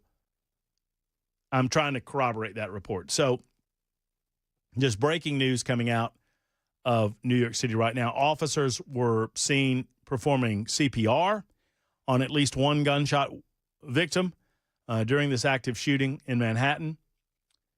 I'm looking at what is believed to be the image of the Midtown Manhattan shooter. But this is a developing story that broke out less than an hour ago. It is 7:44 local time there, 6:44, of course, or 6:45 now, Middle Tennessee time. And I'm just trying to catch up with all of this information. Let me try to go here and see what, if anything, we have. I'll tell you what.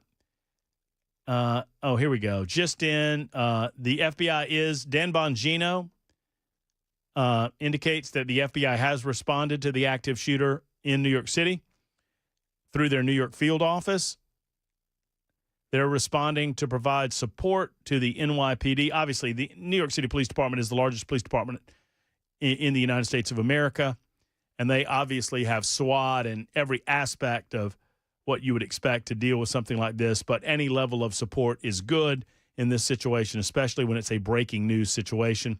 This police response, I'm seeing multiple photos now from a variety of different outlets. Now, once again, I warn you that sometimes these outlets can feed on one another, but this looks to be legit. It is an individual walking across a plaza, looks to be going inside of a building in Midtown Manhattan, holding what appears to be a long gun, what would be classified as an AR-15 style rifle, I would say, wearing sunglasses, in a jacket, looks to be fairly bulky under the jacket, which would be consistent with the reports that there is a bulletproof vest on underneath a button-down shirt, dark pants, and what seem to be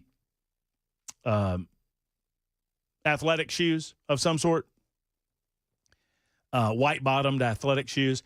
But that is the photograph that we have of the individual right now. So I'll tell you what we'll do. Take a break, try to collect everything we know about this situation, and we'll continue to try to update you moving forward to the top of the hour news. But right now, just to reiterate, if you're just joining us, there's an active shooter in New York City, in Manhattan, one officer and at least two civilians shot, and many media outlets are saying that search is still active, that the shooter is still alive. I've got at least one outlet reporting that the shooter might be down inside of a building that they entered. That building is reportedly I am not suggesting in any way that anything's related. I have no idea if anything's related, but the building reportedly houses the NFL headquarters out of New York City.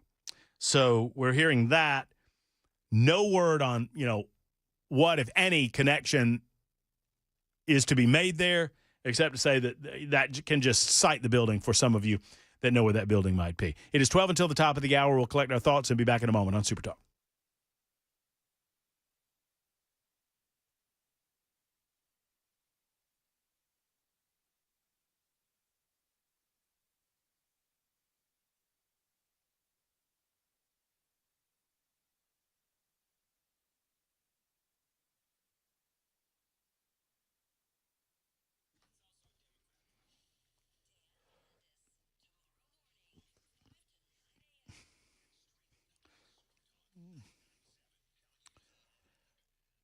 Hello, friends. It's Matt Murphy for Premier Generators, and it is time for a Monday Power Update with Generator Sean. Sean Merck is General Manager for Premier Generators. He is also an Army veteran and a generator expert, and it's always good to speak with Sean. Sean, here's my question. How easy is it to install a home generator? It's more straightforward than most people think. Premier Generators takes care of everything. We take care of the design, the permitting, the installation, so you don't have to have the stress about all the details. There's no guesswork, and with our free 10-year warranty, you can call us today at Premier Generators for an appointment so you can be power outage ready. Listen, Sean's got the action plan ready to go for you. All you need to do is make the call that so many others have made. With that 10-year warranty, you need to call today to get this offer. 855-POWER is on. 855-PWR-ISON. That's 855-797-4766 for our friends at Premier Generators online at premiergenerators.com.